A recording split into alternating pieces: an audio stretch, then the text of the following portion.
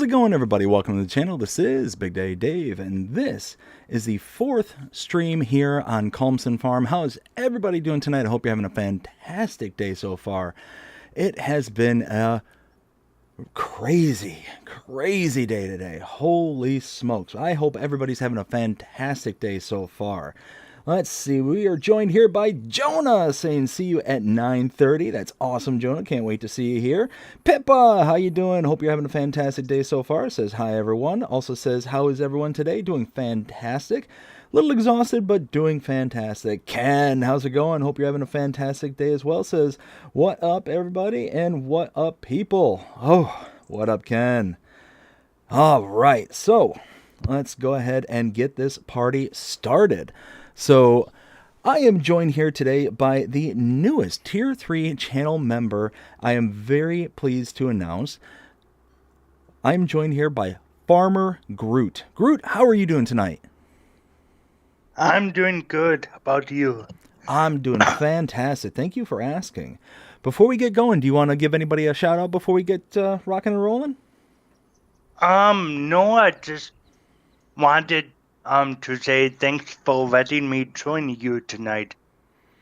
Oh, absolutely. And that's pretty much it. Absolutely. We are trying to work out in the background to actually get Farmer Groot actually in the game itself, but for right now, we're having some technical difficulties. We are... I kind of got back a little later than I was anticipating. I was hoping to be able to get here about 30 minutes before and get things kind of squared away, but unfortunately wasn't able to. But hopefully Groot's able to figure it out in the background and able to find it. But if not, we'll just kind of go along with the live stream itself. So let's go ahead and start this going. So I've got many things to show off before we get this stream really kind of rocking and rolling. So as some of you may know, I am here on Calmsden Farm, and I have been working with the latest update to this map. And the problem is that I had everything kind of pre-established and all that stuff, so I've been rebuilding. So for the most part, I'm back and ready and rebuilt. So if I take a look at the map, you'll see here on this field here, field number 5, I had this as barley. It's all planted back as barley. It's in the right stage. I'm in the right month. The thing that you may notice right off the bat is that the balance that I have is like $900,000. Where I left off before everything was said and done was $412,000. But a couple of things now.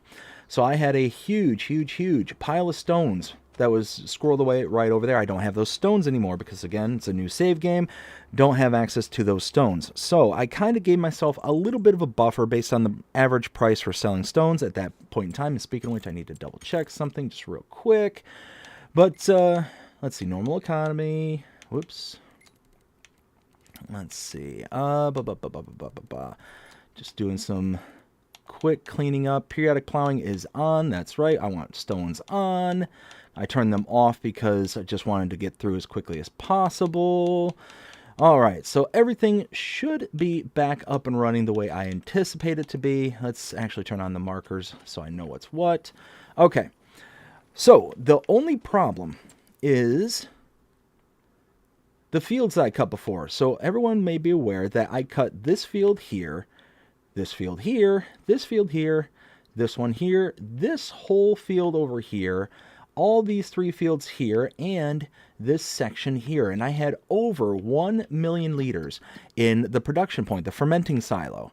But now, as you can see, it all converted, and unfortunately I didn't get 1 million liters. What I got was close to 200,000 liters, so it's significantly less. That's why I still have a lot of money left over from when the kind of working in the background happened. So what I was going to do was I was going to go ahead and purchase a whole bunch of bales, whole bunch of them. I'm thinking, however many it would be to be able to kind of compensate for the amount of product that I'm missing at this point in time. So you figure each one of these bales here are, what, a big old stack like this, that's 52,000 liters. So I could probably get, I don't know. Let's see, so if I do, that's 52, 104, 208,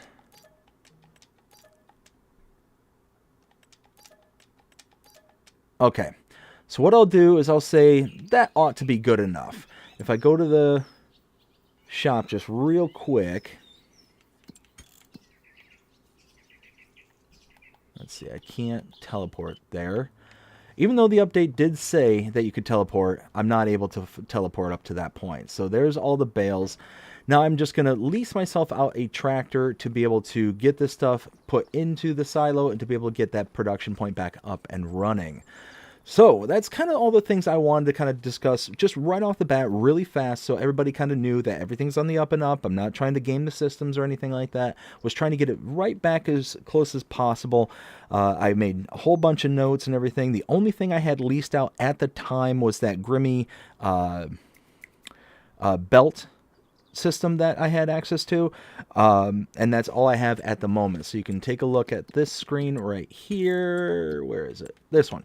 So you can see vehicles. Only thing I have right now is the belt that is leased. Still says that there's a leasing cost associated to it and the whole 9 yards. So this is basically where I'm going to be at this point in time.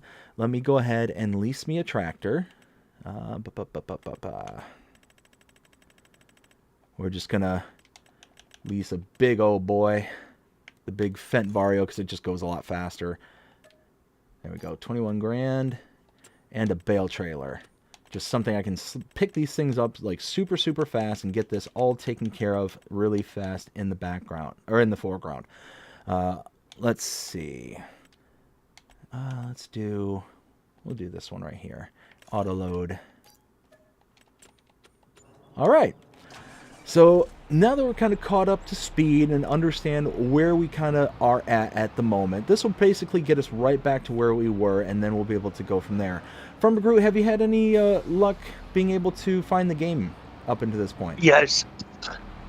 You did? Yes, I found the game and then I'm just downloading the mods right now.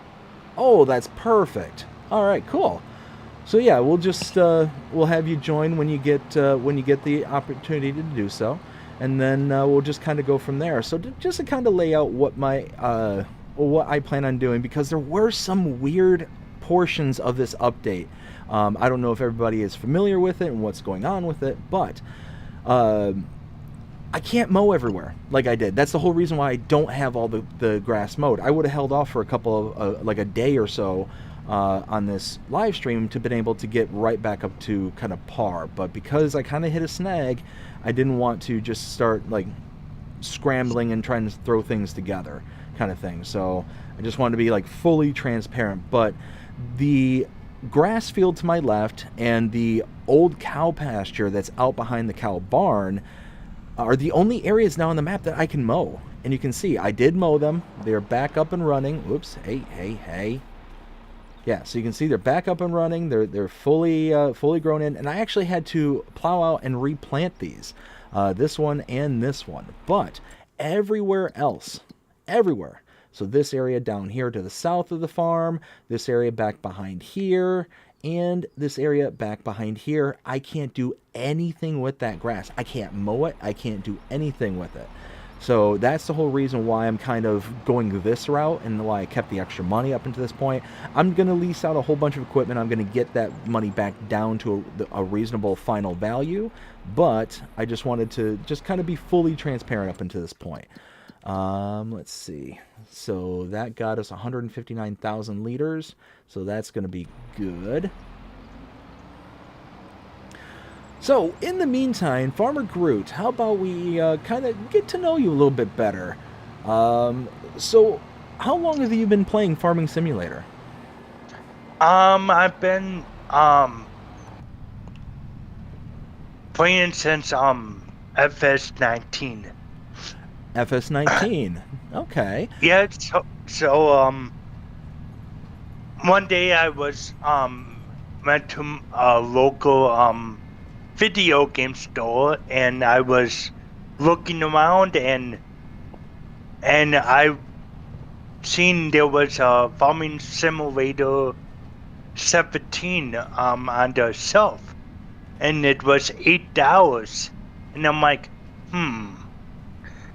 this could be interesting, a farming game, and it's only $8. So I'm like, what the heck, I will try it out. So I bought it, came home, and I'm like, wow, this game ain't half bad. So I had Farming Simulator and this was when Farming Simulator 19 just came out. So I'm like, okay, so I played on 17 for a bit, and then started on 19, and yeah, that's when my journey began. I gotcha. That's a very nice journey right there. It sounds like, especially with a cost of $8 to start. It's like, sounds like you were kind of almost love at first sight. That seem fair to say? Yep, absolutely. Awesome. Yep, I was addicted ever since.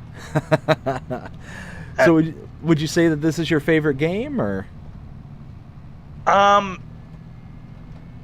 Yeah, it's definitely one of my favorite games. Like I said, for FS17 and 19, I had maybe less than 100 hours on both of them. I would say FS17 and 19 was like getting to know the game. I didn't do a whole bunch on 17, and then I did a little bit more on 19, and then I really started getting into it in 22. And I still play it once in a while. I think I'm up to like 550 hours on FS22, and I am almost at 120 hours on FS25. Oh wow! So, yeah, that's a good amount of hours. That's awesome, though. Yep, and 42 on Calmsden as of now. Now, of all the maps that have released up to this point, which one is your favorite so far? Calmsden. Calmsden? It's a Yeah, beautiful map. Oh. Yeah, I loved Calmsden in FS22. David did an excellent job with like the scenery and the different textures and stuff. Oh, 100%. It's one of those where you can tell just attention of detail that was paid to this map, and really just any of Oxygendavid's maps, full sentence stop. It's just next level, the stuff that you get to experience on this map. And I guess it's so detailed that, was it Scroft, I think? Maybe. I could be wrong about the creator, but they did like a side-by-side comparison of FS25's version of Calmsden Farm and footage from real life, and did, like I said, just a side-by-side kind of video shoot. And it's berserk on just how good the visual representation here is in-game compared to real life. Yeah, Scott was the one. He had early access. And then I was watching a couple of videos when Scott did, and I'm like, wow, this looks amazing. I can't wait to be back on Calmsden. Oh, I know. When I saw that this one was coming to FS25, I got extremely happy and was very excited for what was to come, because I knew that with just all the new stuff that was available in game, I knew that this was going to be a gorgeous, gorgeous map, and was not disappointed whatsoever. Okay, so right now I just downloaded all of the mods, so I am all ready to go. Perfect. So I sent you the password in chat. So you should be able Okay. to just use that to log in and be good to go. In the Discord chat or the YouTube chat? In the Discord chat. Yep. So Okay. you should be able to just get it from there and just copy it in. That's So yeah, what Groot and I are going to work on is basically just getting everything kind of back to kind of status quo for where I left off at. I just wanted to get it to where, once I realized there was going to be that kind of goofiness with not being able to cut the grass, I wanted to be able to just kind of like, okay, full stop. Let's kind of figure out how things are going to proceed from here. And I figured, for the sake of transparency, this was going to be the best kind of approach. So yeah, I'm going to have a little bit of extra money for the time being, but I will be getting rid of that here before too much longer. Let's get this. Let's get that. Nope, don't want to purchase. Oh. Let's see. I'm going to catch up with the chat here just real quick. Let's get connected to this. All right. So we've got Pippa saying hi there to Groot. hello. And then we've got How you doing? Oh, sorry, Groot, go ahead. No, I was just saying how you were doing, but yeah, go ahead. Then Jonah says hello. We got Elizabeth. How you doing? Hope you're having a fantastic night so far. Says, I take full blame for BDD being late. Dave is our best friend, and we appreciate him so much. Love you, Dave. Love you too, Liz. Thank you so very, very much for stopping in today. And also, BDD is strong. This is true. This is true.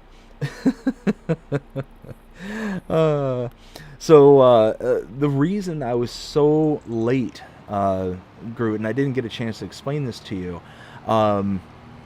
I was sitting and helping a couple of my friends move some of their furniture. They just moved back to Florida, where I'm at, and they needed some help. And unfortunately, things took a little bit longer than any of us were anticipating. But yeah, it just started out like really, really poorly, unfortunately. My buddy there, he had leased out, or not leased, thinking in farming sim language, he had rented out a U-Haul truck to be able to move stuff around in.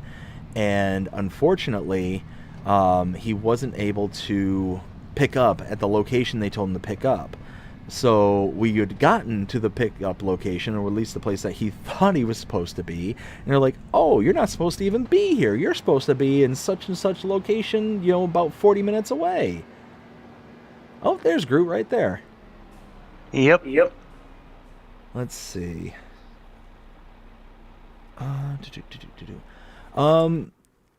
Real quick there, Groot, can you give me a mic check? Because I think I heard some reverb.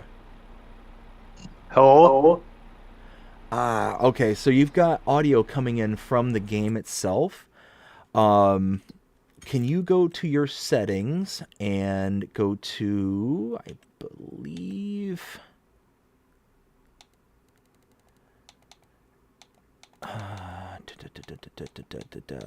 inputs, sound.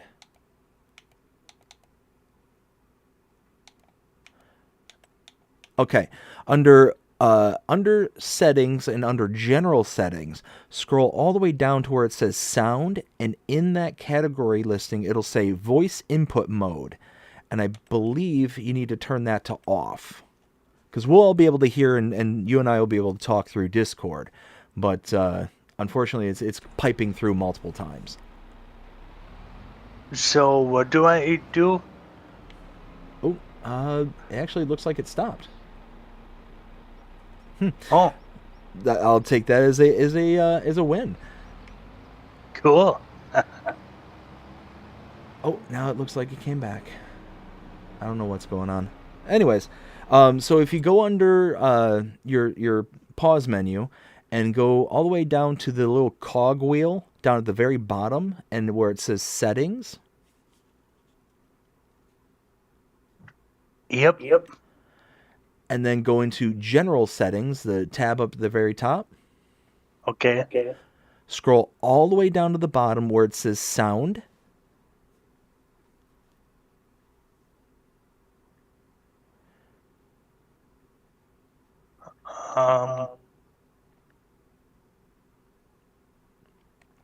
And you'll see things like volume master, vehicle volume, environment volume, character volume, so on and so forth. And the one that you're looking for is called voice input mode. And I believe it's set to voice activity by default. You just need to move it over to the left so it's set to off.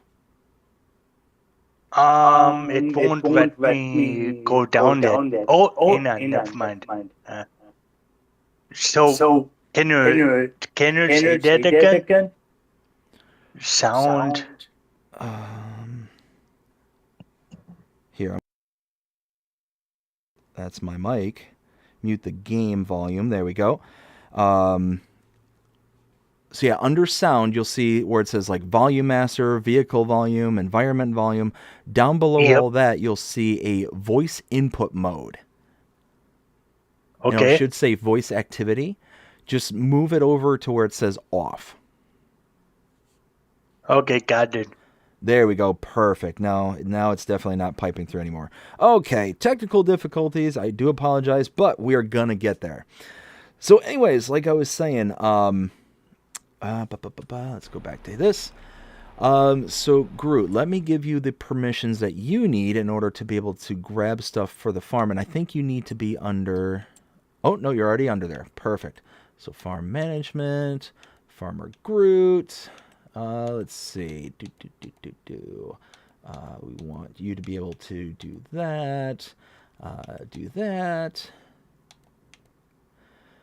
So Groot, if you want, do you want to work on some contracts for a little bit? And I'm going to just be kind of working around here on the farm and plowing and digging up stuff? I can do that. Awesome. All right. So like I was saying before, all this grass over here that you see is just not mowable. I don't know what the story is and why it's like that. I don't know if it's going to be requiring another update. From the update kind of notes that I looked at before we got here, not even before we got here, when I updated everything and did my update video, there are one or two things that I think are still needing to be corrected. I don't think everything's working out properly, but we'll get there. Oh, hey, Mike. Oh. My bad. All good, all good. Thief! There's a thief in my tractor. But from what I understand, this grass is not mowable. And from what I also understand, if I drop this down... Okay, now, yeah, see, check that out. I can't actually plow this grass out. It's like, it's just there. There's nothing I can do about this.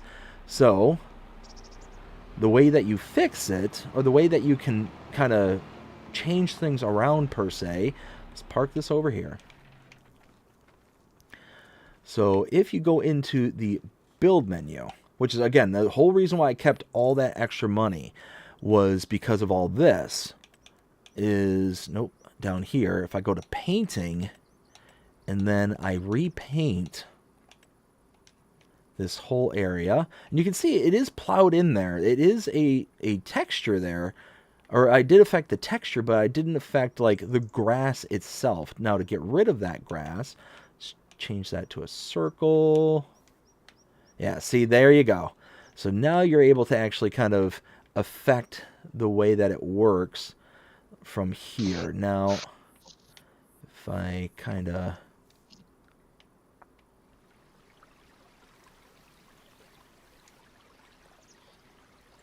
do something like this. So yeah, anyways, like I was saying, so we ended up trying to rent the U-Haul. The U-Haul, well, number one, the poor lady behind the counter, I don't know if she was new or just didn't feel comfortable enough with technology, but she was just not having a good way about things. And and just took way longer than what it probably should have to be able to just do a simple, inquisition of where the truck was and what we had to do up into that point. So it was just one of those, like, just kind of going back and forth with her. Once we finally figured out, hey, we needed to go to this location for the pickup for the truck, we accidentally put in the wrong location in the GPS. So we thought, we were going to the wrong location. It was the right location we originally stopped at, but the GPS was telling us, no, you need to go somewhere completely different. So it was just one of those, like, one thing after another was just going wrong for us. And it was just going way, way slower than we were anticipating. And yeah, at the end of the day, we got everything done, which was really awesome, but just took, again, just way, way longer than either one of us really thought. But it all worked out in the end. It was a good time. We got everything done, and hopefully they'll be able to get everything all set up, and they'll be good to go from this point on. They won't have to, worry about that going forward. But yeah, that's basically what ended up happening on our end. It was a busy day. But let's see. So we established that you started playing in 17, but didn't get a ton of hours in, and you really started getting established in 19.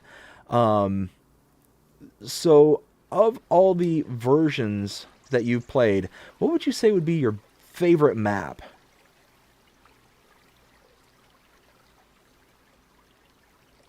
Oh, Groot, you still there?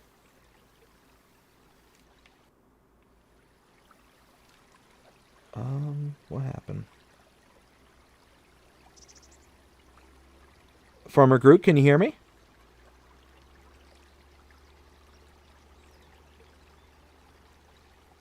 Uh-oh, what happened?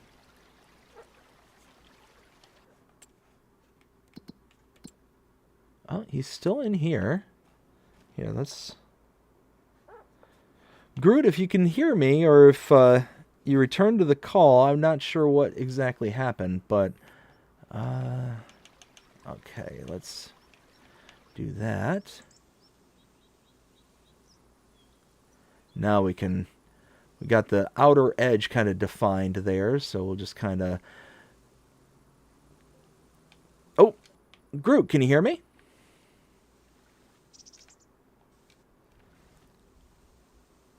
Hello? Oh, there you are. Yeah, my bad. I don't know what happened. Oh, no worries, no worries. So I was asking, we established that you started playing FS17 and that you got it for, an absolute steal, it sounds like. And you really started getting established in 19. Of all the versions of Farming Sim that you played, which map would you say is your favorite out of all of them? That's a tough one. Like I said, Calmsden is my favorite map out of the two, like maps like Alma and, what's that map I told you about? I was playing in, 22 that I liked, shoot.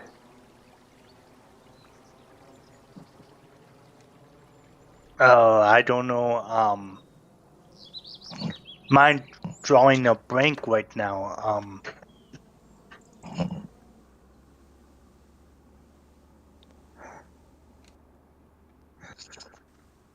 but Well, anyway, I was, playing on Westbridge Hills a lot and just a lot of American maps. no, do you prefer the kind of American style, big farms, big fields, and all that, or do you like the kind of European style? I'm not a Ralph fan of Jonah big flat maps. through Super Chat. Um, Can we get the shut up and take hills, my money? hilly maps. I like hilly maps a lot. Not small fields, just in between medium and big fields Okay. and stuff like that. I gotcha. I'm not a big fan of European maps, but something about this map right here that I really like, and I I I can't explain it. I just I like it. It really is something special, and even those players who are very kind of particular with the kind of American style, like very often, depending on what part of the world people are from, they tend to have kind of a I think the right word would be like predilection, kind of like a preference to the Yep. style of farming that they're used to seeing, kind of thing. I think that's kind of something that seems to be pretty ingrained into a lot of people is people are wanting to kind of do the things that they're familiar with. And it's one of those where this farm in particular, there's just something about how it was made or just the look and feel of it. There's something about that kind of bridges that gap.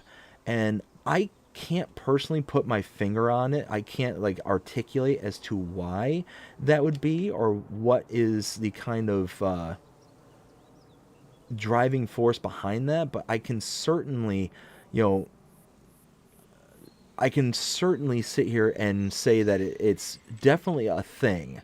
I don't know why it's a thing, but it's definitely a thing. Exactly. So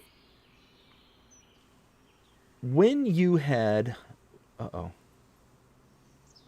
sorry, I'm sitting here painting the grass textures away, and I'm getting kind of jumping moments of whether or not it's going to actually delete or not. So it's making me nervous as to whether or not like I'm going to be able to kind of paint the field on the way that I'm hoping to. But so far it's okay. It's when I got to the border where it was starting to worry me. Thankfully, this isn't charging me anything. I was thinking this was going to like charge me an arm and a leg just to pet this down, but so far so good. Yeah, I noticed. I noticed that too when like I'm building something or if I'm after I build something after I flatten the ground with like using the level or the smooth, it won't charge me. Like I would be out of money and it won't charge me and it will still do it. I mean, So I'm definitely not complaining. It's definitely no, one of me those, neither. if it's not going to charge me and it's going to let me do everything I want to do without doing that, then, it's just more that I'm going to, kind of give away in the lease process, but at least I'm able to not use more money than what I was kind of anticipating to have to use. Yeah. But my plan is after this is all painted that I'm going to plow this out and plant some grass back into these so it's actually harvestable going forward. Let me catch back up with the chat just real quick. We got Ken says, where does Farmer Groot hail from? Whereabouts are you from there, Groot? I am from north central Wisconsin. So yeah, it gets pretty brutal up here with the snow and the cold. Oh, I understand completely. I'm originally from Michigan, and it's definitely one of those where we kind of share it, I should say, like the kind of regional climate, relatively the same thing, and yeah, it gets brutal up there in Wisconsin. It gets brutal up there in Michigan. Just one of those, the cold, the rain, the snow. Yep. But very, very pretty country, I will say that. Absolutely. especially in the fall with all of the leaves changing colors on the trees. Yes. Man, it's really nice up here. Oh yeah, yeah, absolutely. All the colors. It's the one thing that I desperately, desperately miss about when I lived in Michigan versus being down here in Florida is just experiencing all the colors, all the change that happens up there during the fall. It's absolutely gorgeous. Down here in Florida, you basically get two seasons. You get, spring and you get summer. You get a couple of cold snaps here and there. We got actually another one that we're anticipating having here before too much longer. And needless to say, it's going to be not that long. It's probably going to be in the 50s, I think, is what they're saying. It's not going to be that much. But for Florida, 50 degrees, that's people are going to be sitting there wearing their goose down jackets and they're, going to be, oh, it's so cold. It's like, you don't know what cold is. Yeah, exactly. I mean, because I've been in all of it. It's been warm, it's been in between, it's been... Fanning Jonah donated Oh God, oh $1.99 jeez, I through remember Super Chat. weather Thank like you. You can turn it off now. negative 10, negative 20 with a wind chill of negative 40. I mean, and it gets definitely cold up here. Yeah. Oh, yeah. Let's see. Where was I? Ken says, yes, it was Scroff that did that. Oh, yes, I thought so. Jonas says, hello from Alexandria, Virginia. Whew. Well, hello, hello. We got Ken also saying it was Calmsden 22 that Scroff started his series, The Farmhand. Oh, very nice. I tell you what, that's really cool that he was able to do like that kind of side-by-side comparison. I really like that. I do want to watch it. I haven't had a chance to like look it up and to see it personally, but I do want to see it. It's just been so busy here lately. Just so busy. Let's see. Elizabeth with the laugh, cry, and super cry. Groot says, I don't know what happened.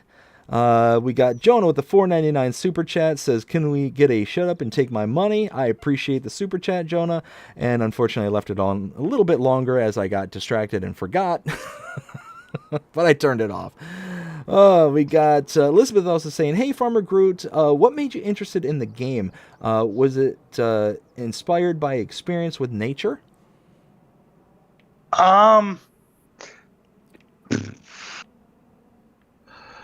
When I first got into the game, I'm not gonna lie. I didn't know what to think of it at the time. Because where I live, I'm in the middle of like farm country. I mean, there's fields here and there, and I just wanted to see firsthand what farmers do, like plowing a field, harvesting a field. I don't know. It's different. It's different. Yeah. I gotcha. It makes sense. Let's see. Will, how's it going? Will T Gaming says, what up, everyone? What up, Will? How you doing, bud? Hope you're having a fantastic day so far. Will says, who is in here with BDD? This is Farmer Groot. Hi, Will.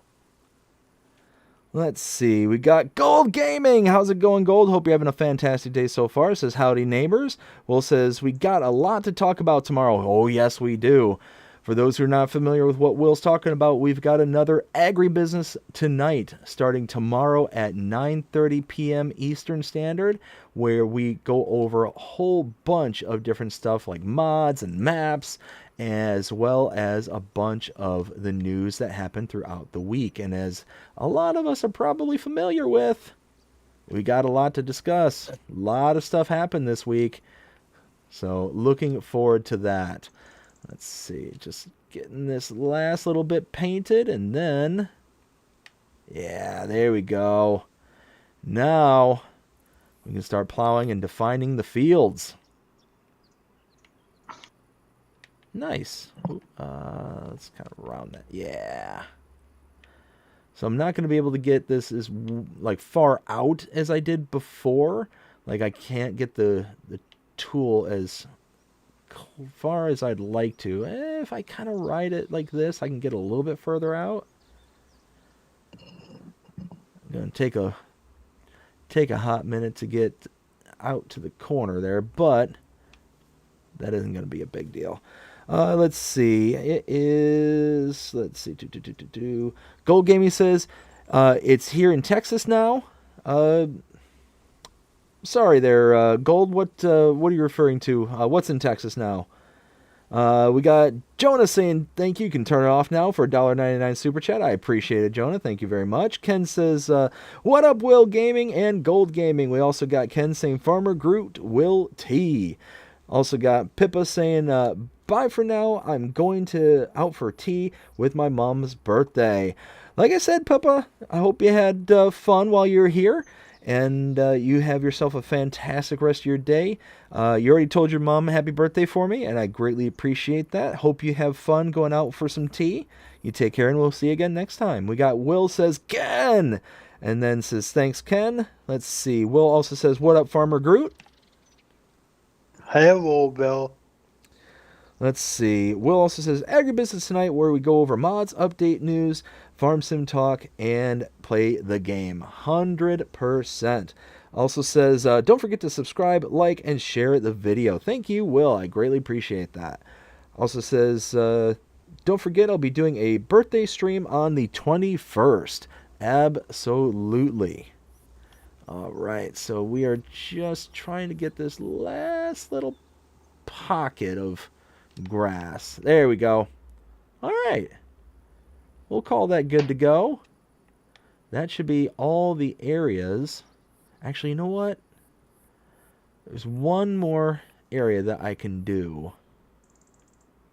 All right, it's in here. So at some point I'm going to come in here and use this as grass as well. But for now, I can at bare minimum just paint this out of here.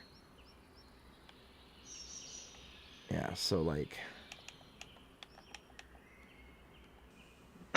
this.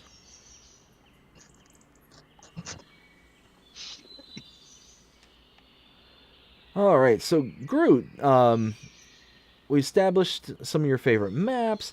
What were some of the things that you were most excited about when you started hearing that FS25 was coming out? When FS25 was ready to be released, I was excited of course any new game.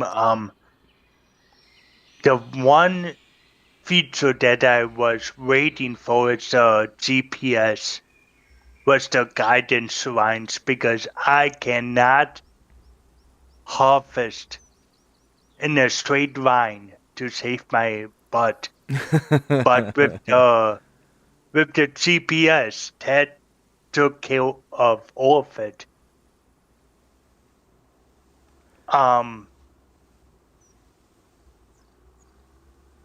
With the cultivating, with the contracts, it will actually tell you the progress of the field. Like right now I'm 38%. So yeah, I love both of those features you mentioned are amazing. I love the little tweaks that they made that just makes this game just so much more kind of easy to follow along and be able to kind of figure out where you're at any given point. like you said, the contracts being up at the very top of the screen there and being able to know exactly, okay, well, I'm at, X% kind of thing. You're not having to go into the menu anymore and be able to figure out where you are in the contract kind of thing. I love that. Absolutely love it. Let's see. Just getting this last little bit of texture off the ground. You know what? Let's just go ahead and do that. There we go. Let's see. Will also says, Oxygendavid sent in another update for Calmsden Farm. Yeah, I kind of figured that there was going to be something that needed to be updated.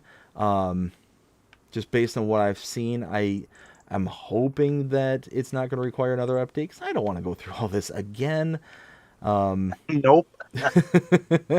I've rebuilt this once already. I'd like to just be able to get on and enjoy it for a while.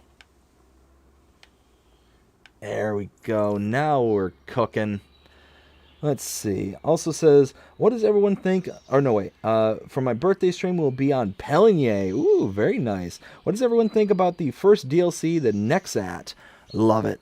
Absolutely love it. That was a mod that I really wanted to kind of sink my teeth into for FS22, but because of all the downloads that it required, it was massive. It was just a massive file, massive everything, so it just didn't make sense to really kind of dive into it and really kind of dedicate the space to it for me. So it's just one of those that unfortunately just never kind of came to fruition. But I'm glad that it's now going to be a part of the kind of base game, quote unquote, through the DLCs, and be able to just enjoy it. What about you, Groot? Are you excited for the first DLC? Yeah, I'm excited to try it out. Like I said, I didn't mess with it in FS22 just because it was so wide, and I like playing with crop destruction on, and I mean, like I said, I can't harvest in a straight line, so I would be so worried about wrecking my crop because the harvester was so wide that the tile was right up against the crop. So I didn't mess with it too lot. I hear you there. That was the other reason why I really kind of didn't get into it too terribly much. Is one, because of the file sizes. Being a console player, file sizes matter. But it was just one of those where I just really didn't see the payoff per se. But I was always really interested in it because it always looked like a really kind of genuinely cool machine. Especially when I learned that it was like a real machine, like it wasn't just something like out of somebody's mind. Like it was a legit system. So I'm like, wow, that's actually very ingenious. Like somebody really put some, thought and know-how into, the design of that. And to make it kind of this all-encompassing system to boot. Like that's pretty impressive, if you ask me. Yeah, when it first came out, so I was looking at it and I'm like, no, this can't be real. I mean, someone just made this up. So I looked onto YouTube and I looked it up and I'm like, holy cow, it is real. Yeah, I think it was Will actually who told me, no, that's a legit system. Like you ought to check it out, kind of thing. And it was one of those like, oh, okay, that's actually kind of cool. Why am I not getting field stones? That's something that just dawned on me. That's weird. I thought I turned it back on. Did I not? Farmlands. Needs plowing. Stones? I'm not getting any stones. Huh. That is settings. Field stones. Oh well, I'm not gonna cry too hard about that one. one of those that it is what it is kind of moments. So, Farmer Groot, if what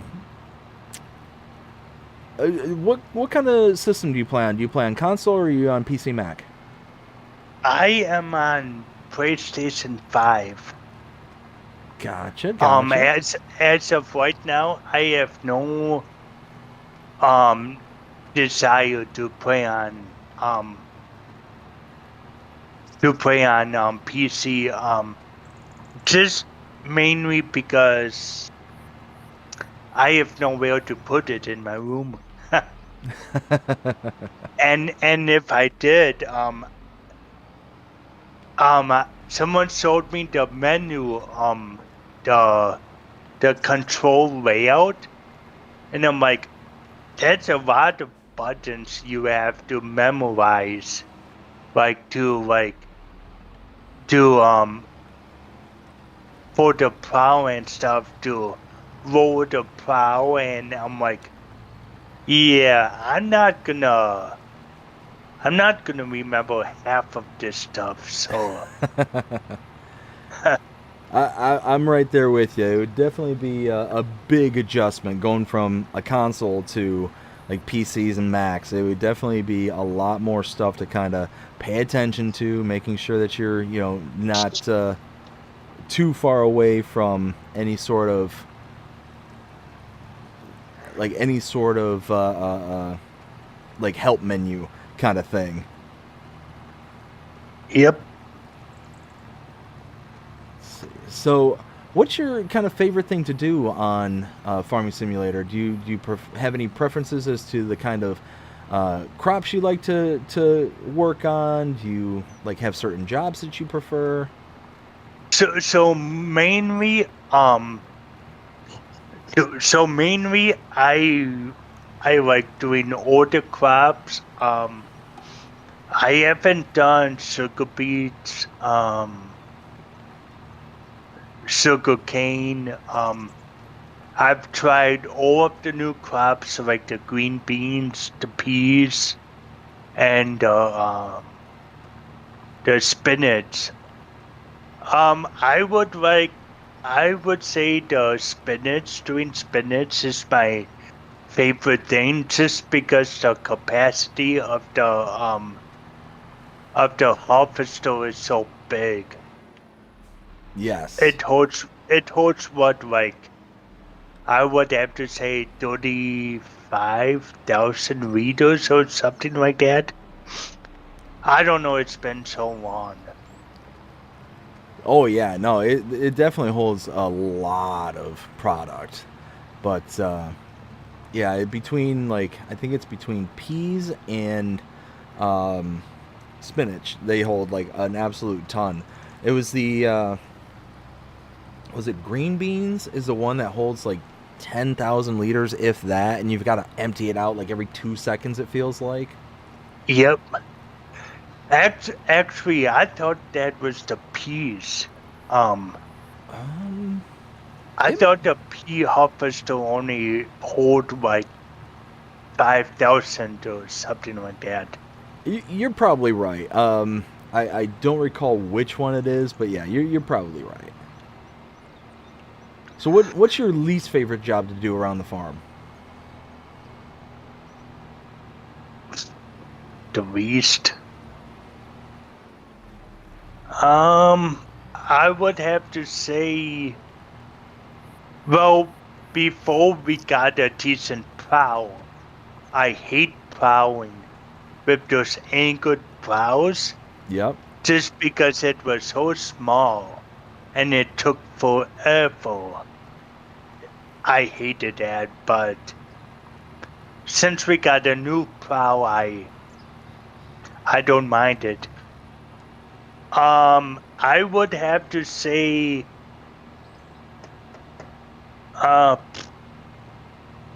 rock picking. Just because it only holds 3,500 liters, and you have to be careful of what trailer to get, because some trailers are not, I mean, the rock picker is not tall enough to go over that trailer, so you have to get a trailer that only holds maybe 8,000 liters, and then you have to run back and forth, and so I would say that is the most least thing I like to do. Gotcha. Harvesting is probably my favorite thing to do. Would you say it's not- because of the product that you kind of get that final kind of stamp on the field, or is there another reason why you prefer it? No, it's just, I don't know, I don't know. Yeah, I would say you have to say, oh, so I'm done with this field. It's harvested, and it's kind of a relief because you're waiting for that field like to grow, and it's finally grew, and you're like, oh my goodness, it's finally done. Mm-hmm. Now I can agree with that. Now getting back to my favorites, I do like doing all crops except for I don't know if you realize the textures of the corn. When you harvest corn, it does not go into the header. It disappears right before it gets into the header, and I do not like that one bit. We did have what I thought to be a much better texture when it was all kind of said and done in 22 for corn harvesting. Same thing with the sunflower harvesting. But it did seem like that changed between 22 and 25. And yeah, I agree. Yep. It does seem a bit on the weaker side for the animation. Hopefully that's something that Giants adjusts here moving into the future. But we'll see. Yeah, I hope so too. Because I do like to harvest corn and to utilize it, but you're right, it doesn't look accurate. Like something just looks off. Exactly. All right, so we've got almost all these fields here. We've got one more to do right next door, and actually what I might end up doing is backtracking a bit to the shop there, deal with the field behind the shop, then come back over here. Oh, no. Maybe I'll go to this field right next door. I'll go to this one right here, and then I'll go over to the shop. Yeah, I think that'll probably work out better. Let's see. So, do you have a favorite brand of equipment? Like, do you prefer Case or John Deere or? Definitely Case. Oh, Case guy, I like it. Yep. I've been a Case guy ever since I started Farming Simulator. And some in real life, I like the cases in real life. I guess I don't mind John Deere, but yeah, Case is my favorite brand. Nice. There's something just iconic about that kind of black and red kind of scheme that they do. I absolutely love it. It just really just kind of is a good color combination, and it's a good product too. I mean, I've told this story a few times on the channel, but the whole reason why I kind of love Case is my father. He was a heavy-duty field mechanic for a construction company that he worked for there up in Michigan, and one time or not even one time, but he used to take me to the gravel pits that he would work in, doing the field mechanic work. if like one of their field loaders ended up, slipping a tread or ended up, blowing a tire or something like that, he would have to go out there and do the work out in the field kind of thing. He eventually was able to come into like the main shop, but he was like the like big time mechanic for that out in the field. Well, he would take me to the gravel pits that they used to work in, and they had nothing for his company. They had nothing but case equipment, nothing but. It was all the construction stuff and all that, but it's just that's kind of what I was growing up and used to seeing, So seeing just all the bright yellow construction equipment, all of it slapped with case on it, I was a fan. I enjoyed it. And being a small boy growing up and seeing all that monster equipment and whatnot, that was always a fun experience. So my neighbor down the road from me, he is a farmer. He's been farming all his life, and I always get a hold of him during harvest season, and I would ask him, "Hey, where you at? Where are you harvesting at?" And I would just go to the field that he's harvesting and just watch him for hours and hours, just because I like doing that. I just something in my brain just says, "Wow, I like watching this." So. Is it just something that's kind of calming to you, or do you have an appreciation for the equipment that's being used? Yes, the appreciation, and he has I actually on FS22 I was looking on the map, and so I asked him, "What all equipment models do you have?" And he told me, and I was able to find some of his equipment in the game that he has on the farm, and then I took a picture of it, and I actually sent it to him. And he thought that was pretty cool, that I had his equipment in the game. That's cool. Was he aware of Farming Simulator before you started like kind of showing it off to him, or?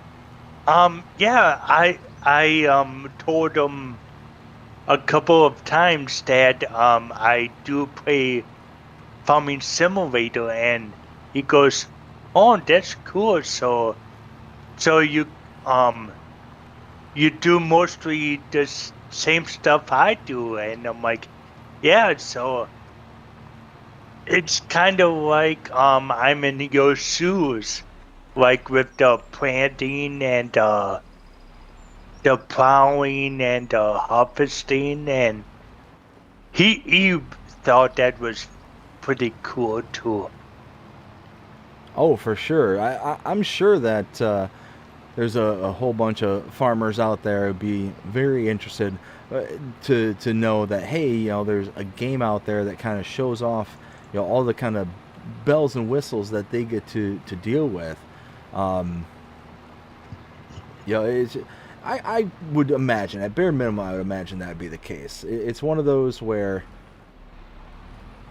this game can be used as kind of a I don't know, maybe like a PSA, public service announcement for all the farmers out there who are just doing the job, trying to make sure that they're able to feed their families and all that stuff, and feed America and the rest of the world. And I'm sure they could see it as like an appreciation of what it is that they do, you know, all the time and hours and money and everything that they sacrifice, you know, to be able to do what they have to do. You know, this is something that kind of, for lack of a better word, glorifies them. If Yep. that makes sense. Yeah. Yeah, I think that makes sense. Let's see. I saw there was a little tuft of grass that I missed earlier. I need to get that. Ooh, keep turning, keep turning, keep turning. There we go. All right, let's get that little bit that I missed. Where was it? Was it over here?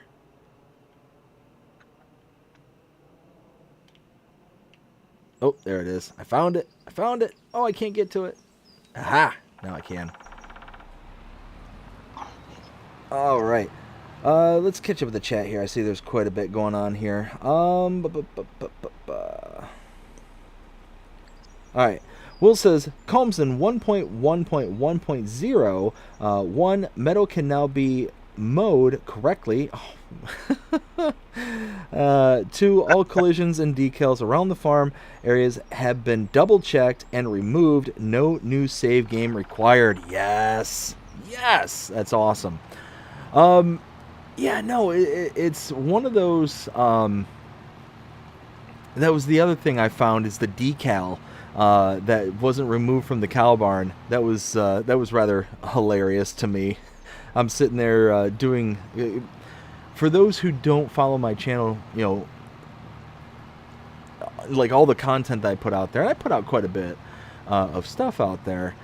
It's one of the things I do is I follow along with all the updates for maps. You know, I go through the changelog and I show off everything that I can. And when the changelog for this map came out, I'm going through and I'm checking everything and putting everything down. And that's when I realized, uh-oh, there's an issue with the stickers on the side of the cow barn. They're still showing up there. But if you're looking at it from one direction, it's completely invisible. You look at it from another direction, it's totally visible. So I thought that was rather funny, like kind of oops. But again, if you're looking at it from the one direction, it's not present. So if just so happens that anybody was testing this map, you know, before it went out to Giants, you know, for the 1.1.0.0 update, I could see like just that kind of oops and not getting caught because it's invisible. I mean, there's no two ways about it. I just thought it was pretty funny. So I noticed I did watch your video on the Calmsden update, and when you removed the cow barn, there is that that invisible wall. I think you described it. So across the road, there's that small building. I deleted that, and there is like a invisible wall when you delete that. Now I have not checked it out since the update, so I don't know if it's there or not. Okay. Yeah, I don't remember them saying that a collision or a wall was present. Yeah,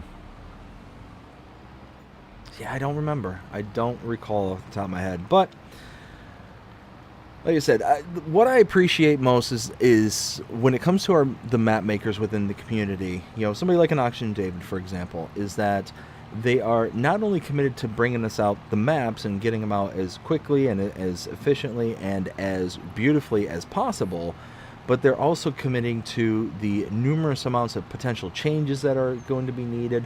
There's all sorts of, you know, kind of issues that can happen from, you know, going from PCs to all of a sudden now it's on consoles, you know, so there could be something that isn't present in the PC version that is present in a console version, and then they have to sit there and kind of, you know, scramble to figure out, okay, well, what do I do to change this and make it functional or make it, you know, to where it's going to work for everybody and all that stuff.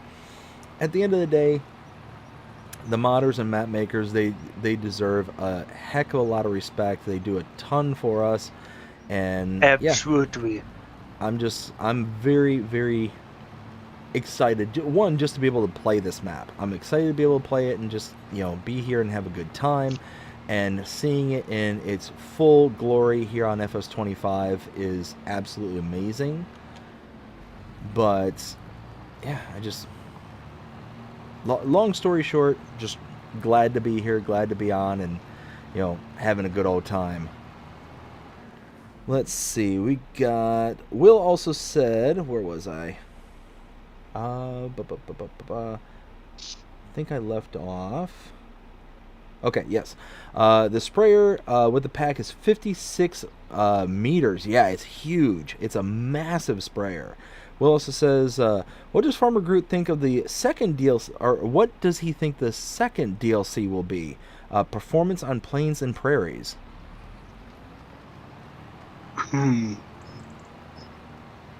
Performance?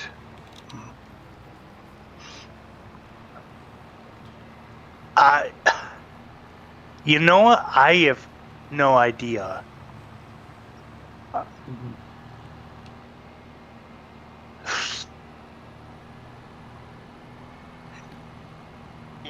That's a tough one. I have no idea. Yeah, that's the thing, is it's so vague that it could really be just about anything, but at the same time, it's one of those, like, performance on Plains and Prairies, like, that's a pretty kind of niche thing, I would imagine. But I don't know. It's one of those. My guess, performance on Plains and Prairies. Plains and Prairies tend to be very large and expansive. So my guess is we're going to get some massive equipment. Some, like, huge equipment. That's going to be my guess. Now, what is it going to be? I have no idea. I just think it's going to be, whatever it is, it's going to be huge. That's my guess. Yeah. Like I said, I can't even think what that would be. Let's see. Will also says, let's see. He says, I called it for the first DLC. You absolutely did. Will also says, I feel like we are going to see good mods next week. That would be awesome. What is one mod Farmer Groot would like to see come to FS25 from FS22? I am really looking forward to 82 Studios mods. I used them a bunch in FS22. The one mod out of all of the mods is the 1982 special. I love that truck just because it had a pallet auto load, and that was the one thing that I really liked, because I did have greenhouses, and so to auto load, like, the tomatoes and the strawberries and the lettuce was very helpful. Oh yeah, the auto load feature that we had in 22 was amazing, and I'm really hoping that we'll start seeing some new auto load stuff come back. I'd love to see 82 Studios, that bag storage mod that they had, the liquids and solids storage, the one that you could pick up by hand and move it around, and it had like 1,000 liters standard, but then you could expand out and make it like, what was that, 100,000 or something like that, 200,000 maybe, some ridiculous volume. I think it was like, wasn't it like 250 and 500? I mean, I could be way off from that. I only used that like maybe a couple of times, and then I never used it after that. So I think that's what it was, like a 250 and a 500, if I'm not mistaken. I don't know. Yeah, it was somewhere in that ballpark, but it was just a very useful mod. Especially what I really liked about like the liquids tank, or the liquids global. I think it was called like the global goods pallet or something like that, if I remember right. Yep. But what I loved about it is that you could load it up with like water, and then you could just literally just kind of prop it up inside of a pen or pasture, and then all of a sudden you've got all the stuff you need to be able to water your animals. And as long as you kind of propped it up in just such a fashion, you would then have, pretty much unlimited water for your animals. And it just worked out really, really nicely in the end. Now, would you say that you play more of a realistic style, or more of a kind of, I just want to do what I want to do and just kind of play and have fun? So I try to play as realistic as I can, just because I've always been like that way. I don't care if a field takes an hour, 2 hours to harvest or plow. I want to do what real life farmers do, like going 6 miles an hour. That's why when I look at the Colossus pack, any chance I got to use that Colossus, I only used the realistic option, because I don't know, I just don't care to play unrealistic, No, and that's fantastic. Again, that's what I absolutely love about this game, is it to each their own. If you love playing realistic, then hey, more power to you. If you're looking for, just getting the job done and just having a good time, again, more power to you as well. It's one of those that it's one of the most adaptable game to whatever kind of gaming style that the individual wants to play on. It's incredibly adaptable, and yeah, absolutely love that. Let's keep on going with the chat here. We got let's see, Will says green beans and peas are really great yields. Yes, and spinach is the 35,000. Green beans is 15,000, and peas is 3,700. So yeah, peas was the itty bitty yeah. one. Will says Giant Software is fixing that corn problem in the next patch. Awesome. Thank you, Will. Greatly appreciate hearing that. So yeah, hopefully between the corn and the 35 grand. Nice. Yep. Booyah. And then yeah, hopefully when they fix the corn problem with the headers not feeding properly, hopefully that means that they'll be able to also include the sunflowers as well, because I think the sunflowers were doing the same thing, if I'm not mistaken. Will also says, at least he doesn't like New Holland, LOL. This is true. Well, New Holland and Keys are the same thing, so... True, same company. Maybe, yeah. I mean, I don't necessarily mind New Holland. It's one of those, like, I like the color scheme. I think the blue and the white look really sharp. Certainly not like the Fent here, where it's, the black, green, black, and red. Just reminds me of Christmas. It's like, we ought to be, harvesting a bunch of pine trees with this Fent here. But I always use the Fent because it can go up to 39 miles an hour, so I can get rocking and rolling really quickly on it. Let's see. Ken says, what happened to the stones? You did turn that back on, LOL. Yeah, I did. Absolutely, I did. And I don't know why it's not picking up the stones. It might be because I'm plowing it out for the first time. Maybe. I don't understand. Wait, no, not general settings. That's not where I meant to go. You can see, I mean, right there. Field stones are turned on. I don't know what's going on. I don't know why I'm not getting any stones. I'm not going to complain at this point because it just means that after this I can go ahead and start planting. I'm going to, well, first I got a lime and then I got to, well, I'll probably end up fertilizing first. Then I'll end up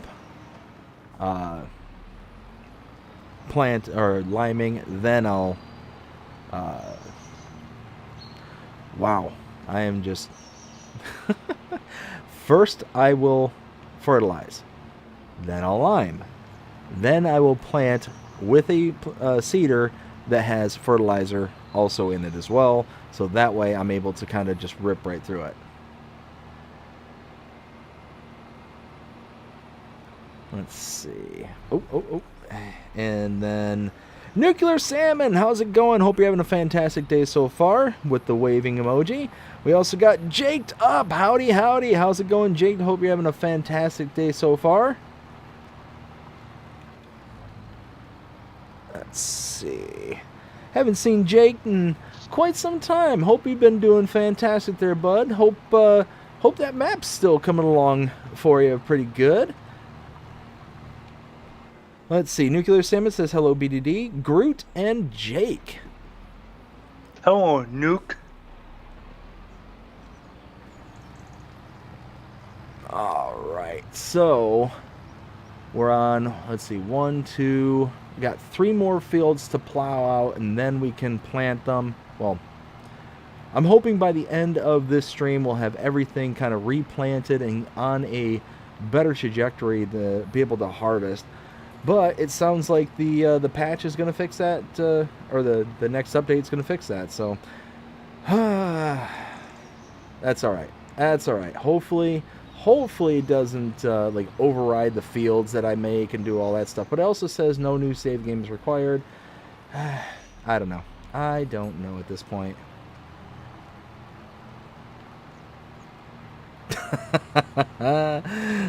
Ken says no, lime first, then fertilizing. Well, so what the reason why I'm saying I'll fertilize first is because if I put down the fertilizer at first, that gets me to the first 50%. As you can see, I'm at 0% and it needs lime. So if I get to the first 50%, then I fertilize I fertilize to get to the 50%. Then I lime. Ooh, actually I need to go this way. Then I get a seeder with fertilizer in it. Then I just kind of, get to the 100% and I get to basically combine the second fertilizer state into the same seeding process. So it's just the quickest and easiest way to kind of go about kind of thing. So that's the whole reason why I go that approach. It's the least amount of steps I have to take in order to get the job done. There we go. Now I am leaving quite a decent kind of boundary around here, and the reason I'm doing that, one, is to be a little bit more worker friendly, which with the new workers it's not likely going to be a huge deal, but at the same time it's one of those where, because we are working in rather restrictive sized fields and with the kind of stone fencing and fence borders and all that kind of stuff around, I think it'd just be easier just to kind of give myself a little bit of grace and all that stuff. Now I will say the one kind of good thing about all this, even if for some reason we have to kind of redo not the file, but if the update kind of changes things around here and makes it to where it doesn't necessarily recognize the fields anymore, at least this will be nice because we'll get the kind of increased yield from actually doing the fields and getting them fully up and running, rather than just whatever the base game values per acre is. I think that'll be rather nice. Hey, BBD. Sure. can I have permissions to like buy fertilizer at the store? Of course, of course. Sorry about that. I just completely spaced on that. Let's see. I think. Which one is that?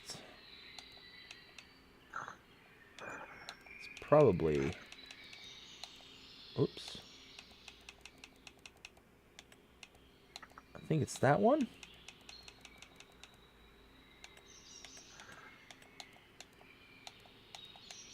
Yep, got it. Perfect. Oops. Thank you.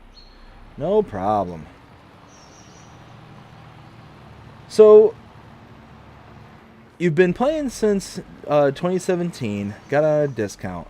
You really started to establish yourself in 19, you ended up playing in 22, and you ended up playing in 25. What well, no, we already said that. What feature were you kind of excited for when they were announcing it, but you kind of soured on pretty quickly after 25 came out and you actually started playing with it?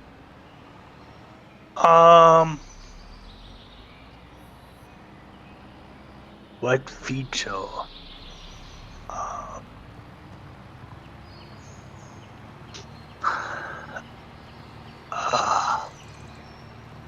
That's a tough one. So I know like a lot of players were like super excited about, well, originally they were super excited about things like God rays and fog and stuff like that. And now because, the fog is so prevalent that oftentimes people are not as enthused about fog as they were when it first got announced. That's kind of one of the things that I hear very commonly. Would you say that maybe fog, or would you say something else? The fog really doesn't bother me. In spots, it would be so dense that I can't see where I'm going. So fog really doesn't bother me. But let's see. I don't like doing walking. Other than that, yeah, I mean, I don't have a bad anything like a bad feature. So Okay. So we've established some of the things that you really like to doing, some things that you don't like to do. Really can't think of a feature per se that really kind of had like a good start, but then you kind of fell out of love with. What kind of other games do you play? Do you only almost exclusively play Farming Simulator, or are you into other games as well? So I'm into different leagues in like different games. Like I have Gran Turismo 7. I'm in a league on Tuesday nights. Actually, this Tuesday will be our first league race of the new season, and I'm really stoked about that. Wreckfest. We don't have a league. It's just like a have a fun time and race and do a bunch of demolition derbies and stuff like that. Okay.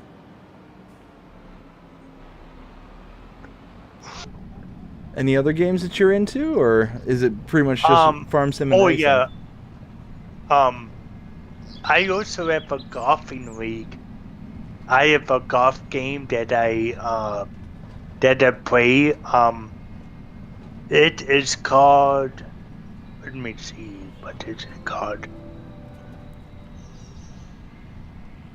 PGA 2K23, I think. Okay.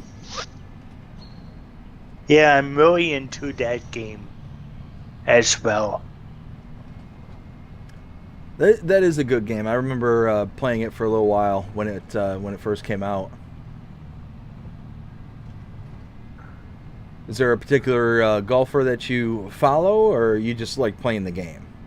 No, I don't follow golf at all. I don't understand the game. I don't understand the scoring and stuff. I just like the only reason I'm in the golf league is because a couple of my online friends told me about it.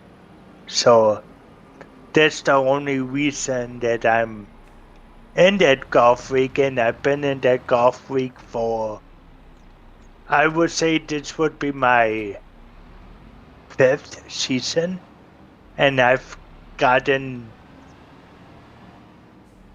getting better than what I used to been. Okay. Well, that's the thing is, as long as you're having fun, then that really just all that matters. It doesn't necessarily mean that you have to follow the sport or follow the game. Kind of. Oh, there it goes. Okay. I decided to try something here and turn my plow around because I'm using the 6MT9MT. I just wanted to see if I can get it up to a few miles an hour better. Oh, faster. Oh yeah. And actually, I think it's because partially I'm putting my power into the dirt rather than into the texture. I found that sometimes if you have a tractor that if you're riding in the dirt rather than riding in the textures, oops, it's because I disconnected again, gotta reset that, that doesn't pull as quick. 12 miles an hour. Okay, that's fine. Not a big deal. So when you played, you just create your own character for the golf game, or do you actually like play as a specific character, like a specific player? So in that game, what we do, we have we play every Sunday nights.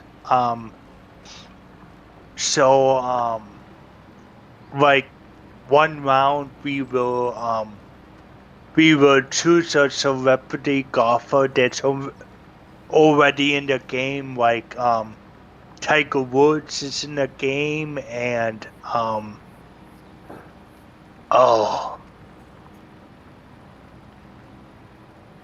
mind is gone.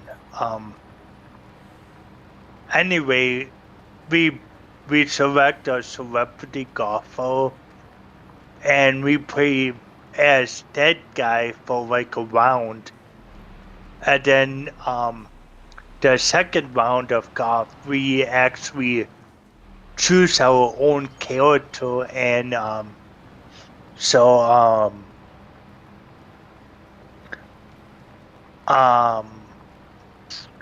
yeah, you can set them up, like you can change their clothes that they're wearing, and like change their golf clubs, upgrade to better clubs, and you can buy like different golf clubs. The distance, you can get those, and it's just a fun game. That's awesome. Do you play any kind of like shooting games, adventure games, anything along those lines, or is it kind of the more kind of sim in nature style games that you tend to play?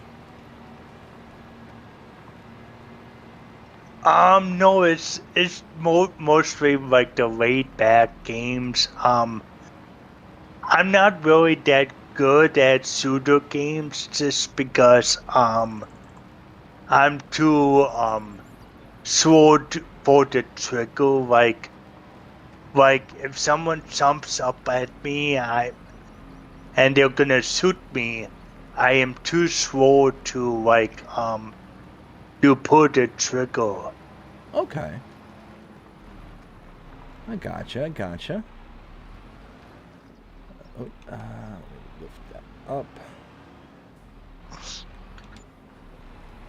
So if you never discovered Farm Sim, you didn't find it at your local gaming store there for $8. What do you think you'd be playing in instead? You think you'd just be playing like you said, the Gran Turismos and the Yeah, 2K23?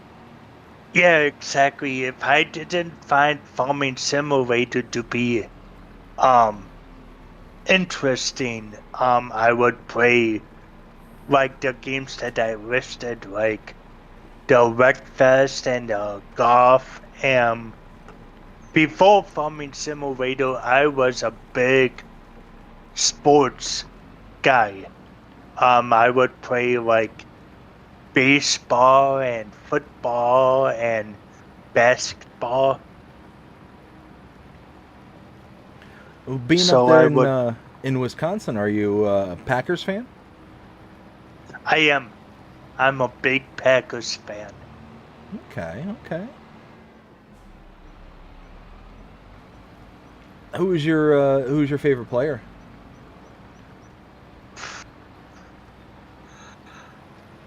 I would have to say right now it's probably Jordan Love.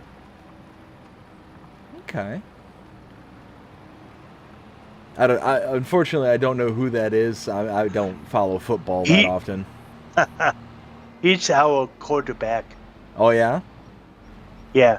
Okay. Yeah, the last I really paid attention to like football, and specifically like even like the Packers. It's like back when like Aaron Rodgers played for them. Oh, okay.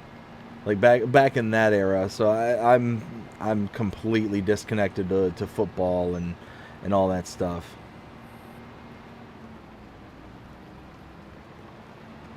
It was one of those I kind of sort of paid attention towards the very tail end of this season, just because I was actually rather impressed that the Lions were doing as good as they were doing. Yeah. But in typical Lions fashion, they ended up performing exactly the way I anticipated them to do. Unfortunately, I want the Lions to do well. Don't get me wrong. It's one of those, being from Michigan, it's just something I've kind of grown used to over the years. It's just, it's like the Happy Gilmore approach when it comes to the Lions. Like, oh no, we suck again. Or no, not Happy Gilmore. Sorry, Waterboy approach. It's like, oh Yep. no, we suck again. Like that's I'm just kind of used to that, but it's been very weird over the past couple of seasons where the Lions are actually doing good. Like they're actually doing decent, and it's a weird place to live in. We live in weird times right now. It's just, Exactly. what kind of world are we living in where the Lions are the best ranked team in the league?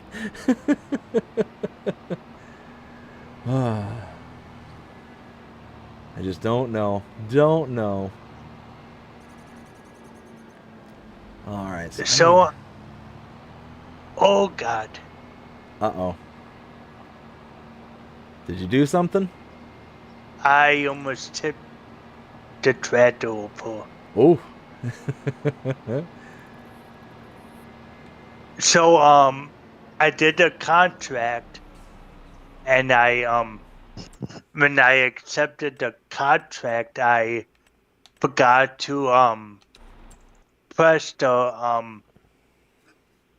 borrow items, Okay. and then I accepted the contract, and I'm like, uh-oh, I forgot to get the tractor and the cultivator. Oh So no. I had to restore stuff. Oh well. But I need to go and get a fertilizer and lime spreader. That's what I need.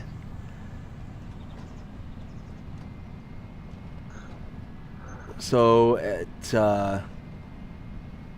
one of the sports that I really follow is hockey. That's always been my sport. Now, being up there in Wisconsin, are you at all interested in hockey, or you more of like a football and baseball fan? Yeah, I'm more of a Here, let me dive out the way. I'm more of a football fan. Until, well, of course, the season is done. I'm really into like the March Madness, the college basketball, March Madness, like the end of the college basketball season. I really like those games.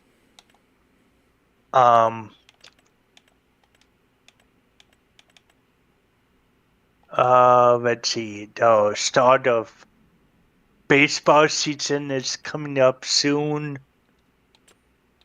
I'm always into that. What team do you follow for baseball? The Milwaukee Brewers. Gotcha. There is not a team, that I follow, outside of my state. Like if there's like, I'm from Wisconsin. I won't root for like say the Chicago Bears or the Chicago Bulls, and if I'm Wisconsin, I'm rooting for Wisconsin teams. I gotcha. Makes sense. I'm the same way. I mean, I've lived in Florida for going on since 2006. But I would never root for like the Tampa Bay Lightnings or the Florida Panthers or anything like that. I'm gonna be a Red Wings fan until the day I pass, and if that isn't very blatantly obvious by the hat on my head, the art on the walls and all that stuff, yeah, I'm a Wings fan through and through. I'm that one guy who goes into the other team's stadium all decked out in the other team's gear, and it's like, okay, let's have some fun.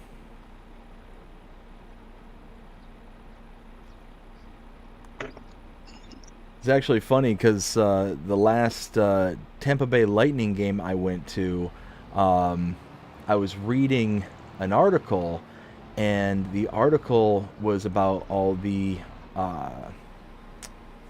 box seat owners, the people who got like the fancy suites and stuff, and Okay. they were basically complaining that the people who are in their box suites were all wearing, specifically at this particular junction, it was Detroit Red Wings gear, because Detroit's got one of the biggest fan bases that'll kind of travel throughout the country, kind of thing, and and they were not happy about this whatsoever. And they basically said that if you are a box owner, you are not allowed to wear another team's gear in their suites, kind of thing. They actually put this out in like their kind of newsletter kind of thing, and I'm like, that's really kind of shady, if you ask me. Like a team saying that you're not allowed to wear the other team's gear when you paid for the seat, you paid for the box, you paid for everything. Like, should they have the means to be able to say, no, you're not allowed to do this? Now, oops, I drove off. And it was just one of those like, I mean, on one hand, I can understand where they're coming from at minimum, but ought they be able to tell you that you're not allowed to do that? I don't know. I don't think they should, but at the end of the day, you're there at, you're there in their business and their thing, and if you're not going to conduct yourself accordingly, I guess it's Yep. kind of one of those it is what it is kind of things, I guess.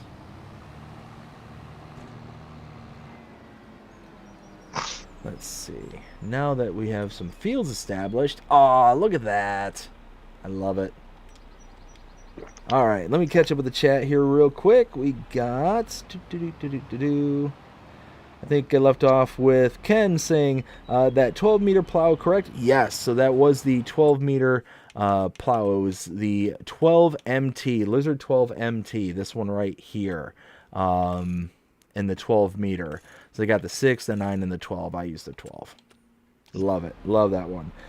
Ken also says, where's the traffic, LOL? It's around. It's around. Bradford, Yeah, how's it going? What's that, Groot? Yeah, it's definitely around. I had to avoid a big green tractor coming my way. In all fairness, that was me. Let's see. I know. Bradford, how's it going? Hope you're having a fantastic day so far. Ken says, Farmer Groot, that's BDD's job to flip tractors, LOL. Yes, that is my job, and I take my jobs very seriously. Well, I'm sorry I had to take that from you. You know what? I'll be okay with it just this once. Okay.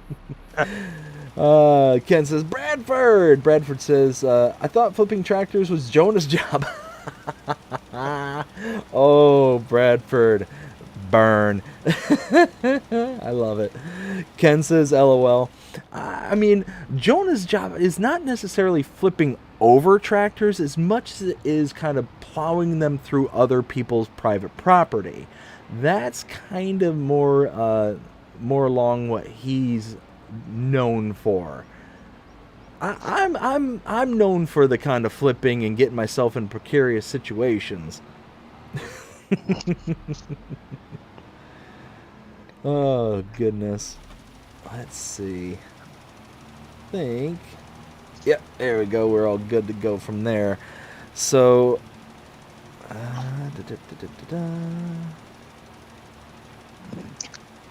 So, quick announcement. I'm trying to get things switched over on the back end. So a lot of people aren't going to understand what I'm saying about this next part, which is okay, but I'll kind of explain this all and what this means for the channel kind of going forward. So right now, how people are able to view this stream, for those people who are not familiar with how this all kind of works, is that I'm playing the game on my console. The console then is being recorded and being captured using a capture card, and then it's piped into my laptop, and my laptop's then sending the video out to YouTube. Now, what I use to be able to kind of control the scenes, where I'm able to kind of have the camera up in the corner where it is, and be able to switch between one scene to the next, and be able to have like a full camera view, and have all the different transitions that I have. All that stuff's kind of handled by a specific set of software, and the one I use currently is called Streamlabs. Now, don't get me wrong, Streamlabs is a very, very nice program. I really like it. It's kind of set up straightforward and to the point. But I want to start considering being able to stream out to other platforms, not to just YouTube, but be able to do something called multi-streaming. So I'm hopeful to be able to go on to other platforms. I do have a Rumble account where I kind of back up things on the back end. I have no other real like social media video streaming presence outside of that. So right now it's starting with just kind of wanting to be able to multi-stream not just to YouTube but to Rumble as well. But the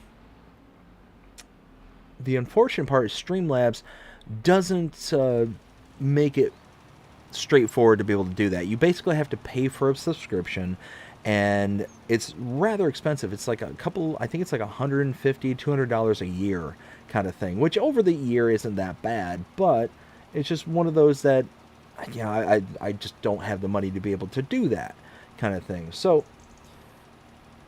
I'm starting to switch over from Streamlabs to something called OBS, and it's I think it's short for Open Broadcast Source. Don't quote me on that. And it's basically, Streamlabs is built off of the backbone of OBS, and it's just kind of tweaked and modified to kind of make it a little bit easier for like this person who's just starting out kind of thing. Like myself, I was just starting out. But OBS doesn't charge for you to be able to do a multi-stream. So I'm learning to do all that stuff in the background, and I'm having to switch over. I'm starting to try and expand and kind of do all that stuff. That's what I'm hopeful to do, to be able to kind of grow the channel, grow the kind of stuff that I do on other platforms and stuff like that, and at the end, grow the community and bring us all together, regardless of what platform or source that we want to consume the channel content from.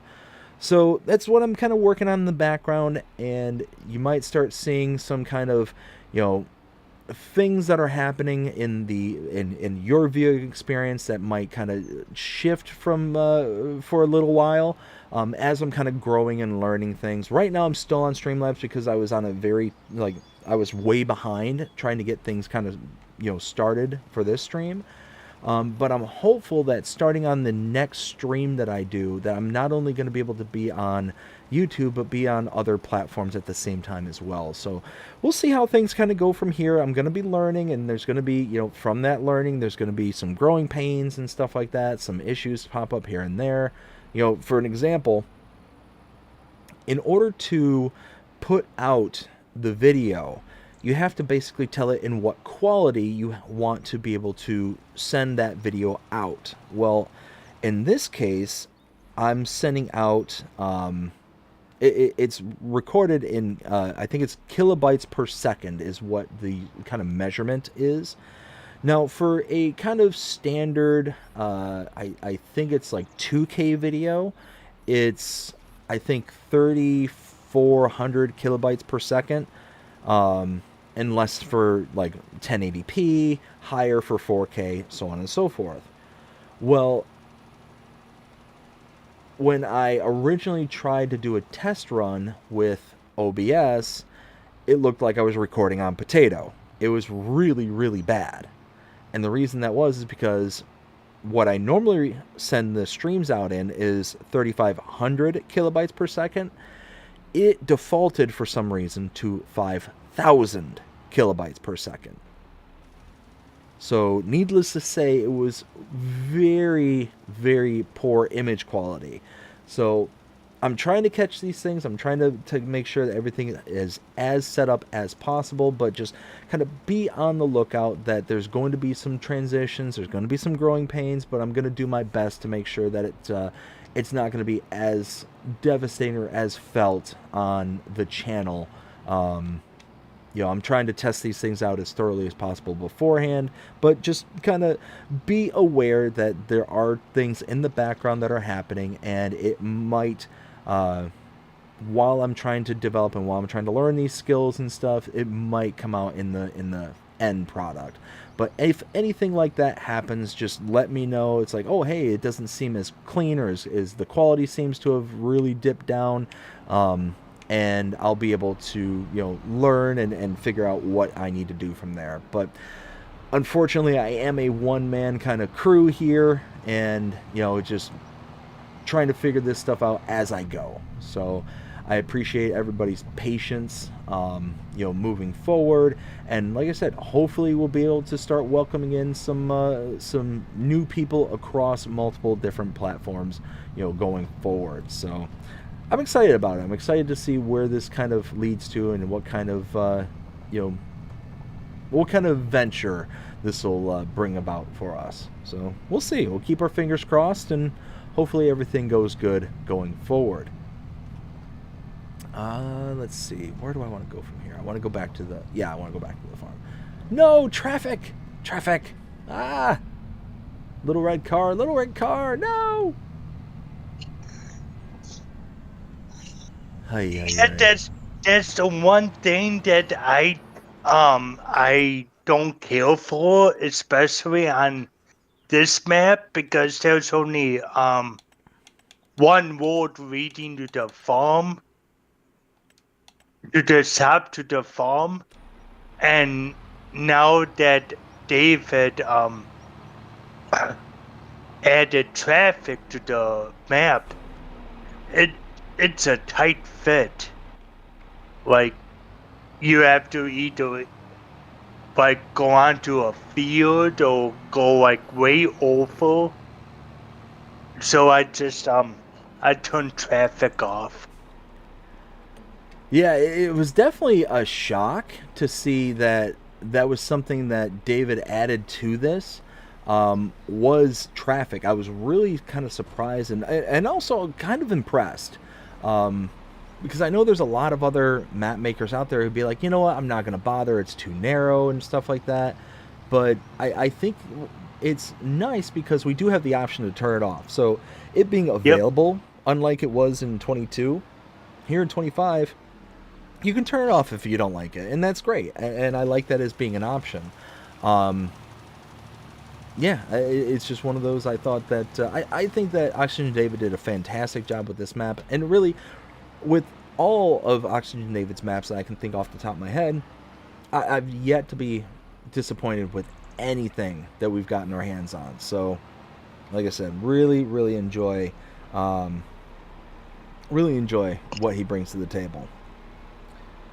Now I'm speaking of new maps. Did you check out like that map that came out yesterday, that Polish map? Yes. What was it called? Lipinki, I think it was called. Yeah. What did you think of that? So, in my review, I ended up giving that map, I think, a 3.5 out of 5. Okay. I think it's above average. I don't think it's bad, but I don't think it's good either. And these are just my personal opinions. I'm glad it's out there. Let me make sure I put all these provisos out there beforehand. I'm glad the map maker created it. I'm sure they worked very hard on it. The reason why it's not my cup of tea is, one, I'm not huge on the kind of Polish style per se, where it's a lot of little fields that are like right on top of each other. There's no real spacing them out, and they're like really long or really kind of weird shaped kind of fields, but they're really small, so you really don't get anything from them. It always takes so long to get any kind of traction and momentum on that kind of a map. So I understand it's a challenge and all that stuff, but what I also didn't care for necessarily was like the color palette that was on there. There was a lot of like patches of flowers and stuff like that, and it just there were times where it just kind of felt cartoonish to me. And then the other part that I was kind of confused about was the kind of buying of the local farmlands and stuff like that. So at the main starting farm, the field that was immediately to the north of the starting farm was a kind of pond area right in front of the farm, but you couldn't buy the land that the pond sat on, kind of thing. So at least you could have utilized some of that land to, for grass cutting and stuff like that, but you weren't able to do that. So it's just one of those that just, at the end of the day, it wasn't a map for me, kind of thing. But I'm not the arbiter of all that is true. It's one of those that I'm sure there's going to be people out there that's like, Dave, you're crazy, what's wrong with you, and all that stuff. And that's fine. Like I said, for me, I gave it a 3.5. I actually just looked it up on the Mod Hub, and it's sitting at a 3.9, which I'm not too far off from that. So it just was kind of above average. What about you? What'd you think of it? I did not try it out yet. I just wanted your opinion on it. Like you said, some of the stuff that you said that I'm not really interested in, like those small fields, and my biggest thing is small roads and hedges. And Mm-hmm. then you ask yourself, well, Calmsden has those. And I'm like, yeah, but like again, like I said earlier, I don't know what it is about this map that I like. I can't point a finger on it, but it's just one of those things that you can't explain. You see it and you fall in love with it. And that's what I've came to, like in FS22.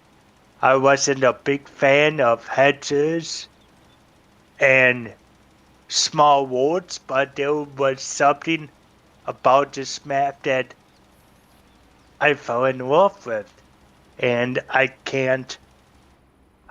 I can't explain it.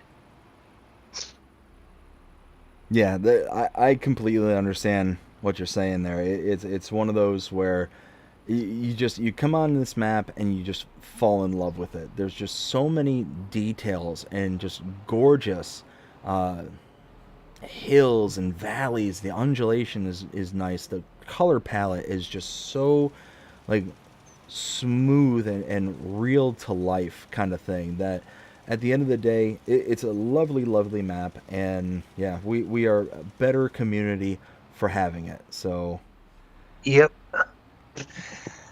let's see, I think I left off with Bradford saying so he's flipping houses. You can say that. You can say that he's flipping houses, or you can say that he's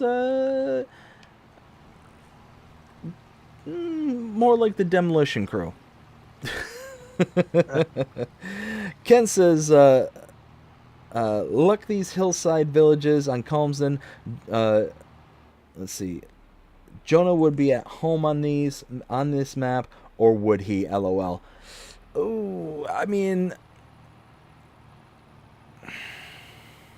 it's certainly possible. Certainly possible that Jonah would be able to make his way around here without destroying other people's property. But then there's the possibility as well. We got to consider that there's fences and hedgings and lakes and rivers and all that kind of stuff. So it might not be the best end result kind of thing when everything's all said and done per se.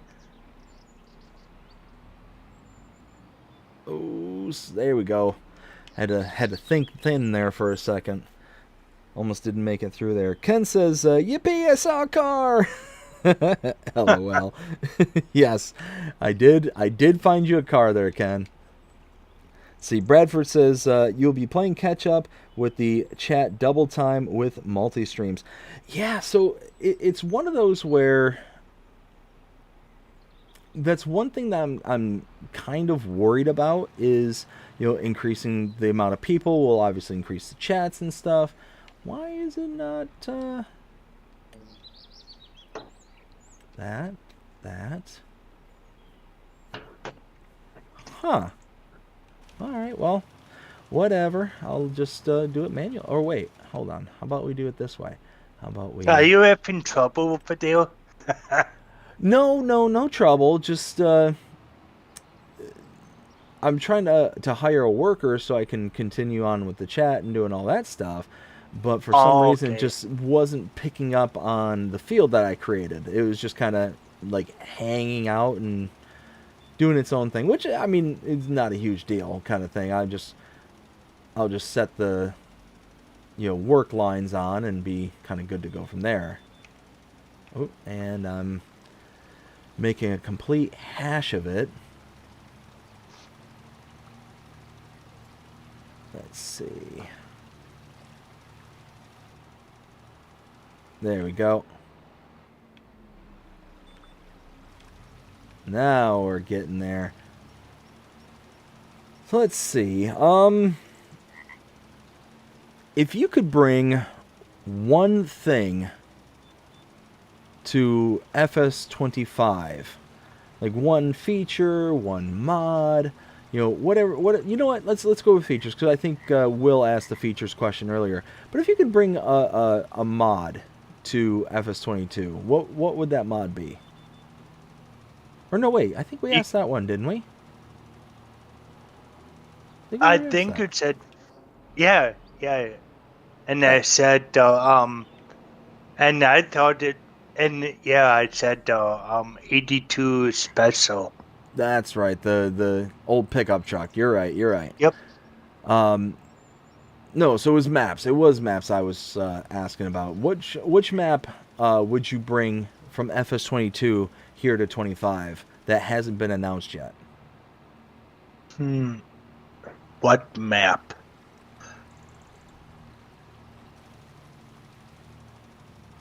Do you remember that that map that I was working on, and I sent you that screenshots of that map?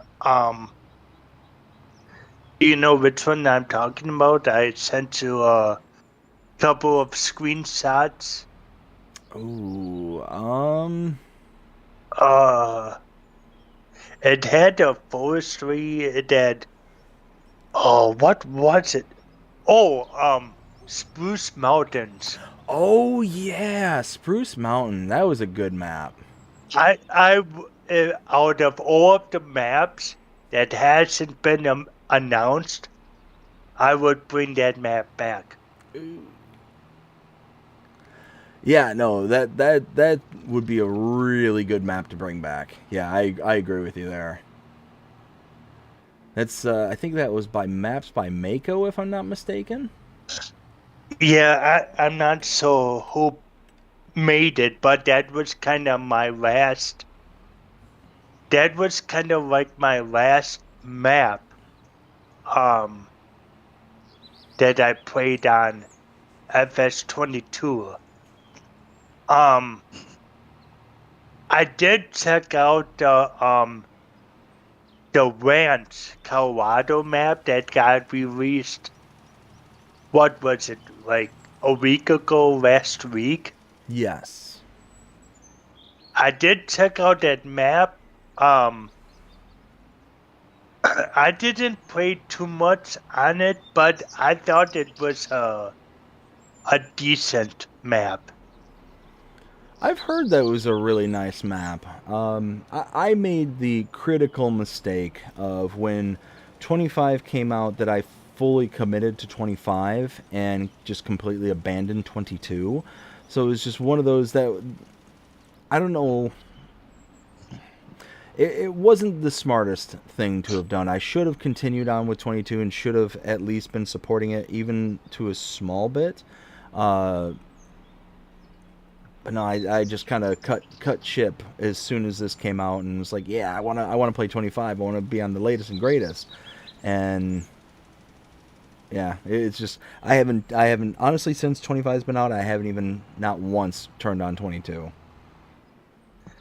Well, like I said, I turned on FS22 for special occasions. Like I wanted to check out that Ranch, Colorado map, and then there was that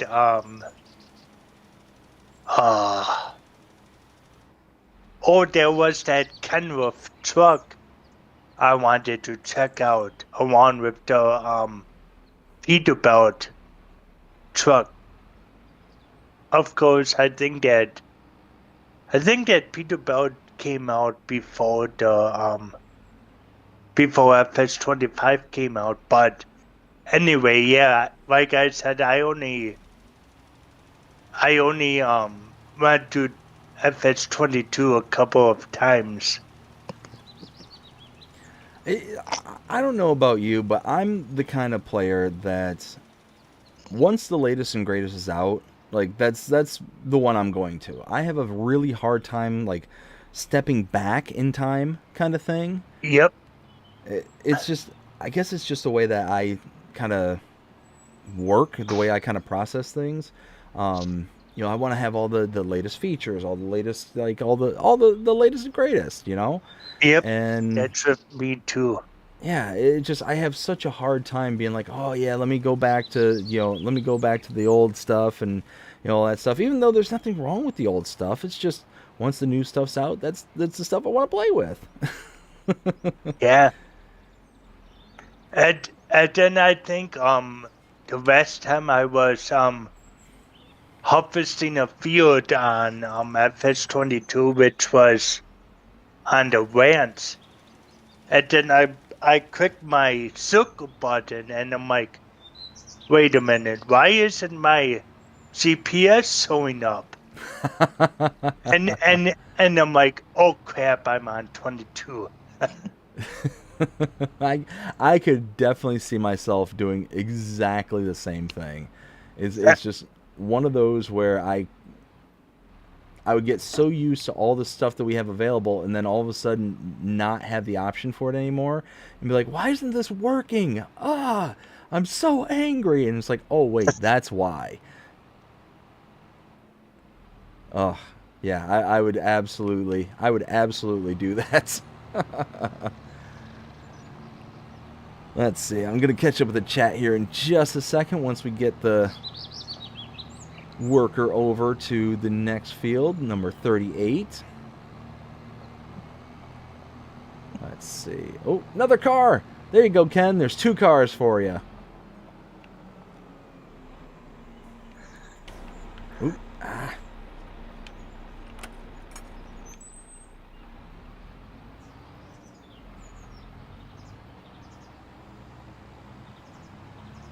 There we go. All right. Turn that on. Do that. Do this. Okay. So, Taco de Groot. How's it going, Taco? Hope you're having a fantastic day so far. Says, good evening, folks. Bradford says hello to Taco. Ken says, well, I see BDD is rock climbing. Again, oops, meant wall climbing, lol. Ken. Come on. Come on, bud. You don't need to call me out in front of everybody like that. Come on. Come on.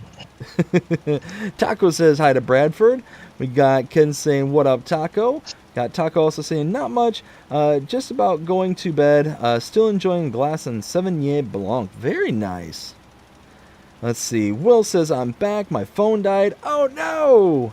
Well, glad to see that you're back there, Will. Whiskey Creek Farms. How's it going, Whiskey? Hope you're having a fantastic day so far. So glad to see that you got your mic issue all sorted out for your stream last night. That was awesome. Sorry I wasn't able to hang out for too terribly long, but just one of those that I was right in the midst of doing a whole bunch of stuff and just kind of worked out to where I just wanted to stop in, say hey, and see how things were going. We also got Will saying, whiskey! We got Taco saying, doing great, thanks BDD. Oh, and of course the thing crashed all over again. Let's fire that back up. There we go. And then Will said, thanks. Thanks, Ken. There we go. All right, so we are back up and running on that. All right, so we are just continuing on trying to get everything all patched up here, as you can see. Unfortunately, the new grass texture that was a part of the update is not something that you're able to cut and mow and do all that stuff. So I'm basically going to say, you know what? I'll do it. I'll do it myself. I'll make my own fields and I'll be able to make it and go from there. Well, come on now. Well, come on. Well. Oh, my goodness. Oh, and actually, I almost forgot. Ooh, that would have been a bummer. Let me do that just real quick. There we go. Do this. Share that. Bradford. Hey.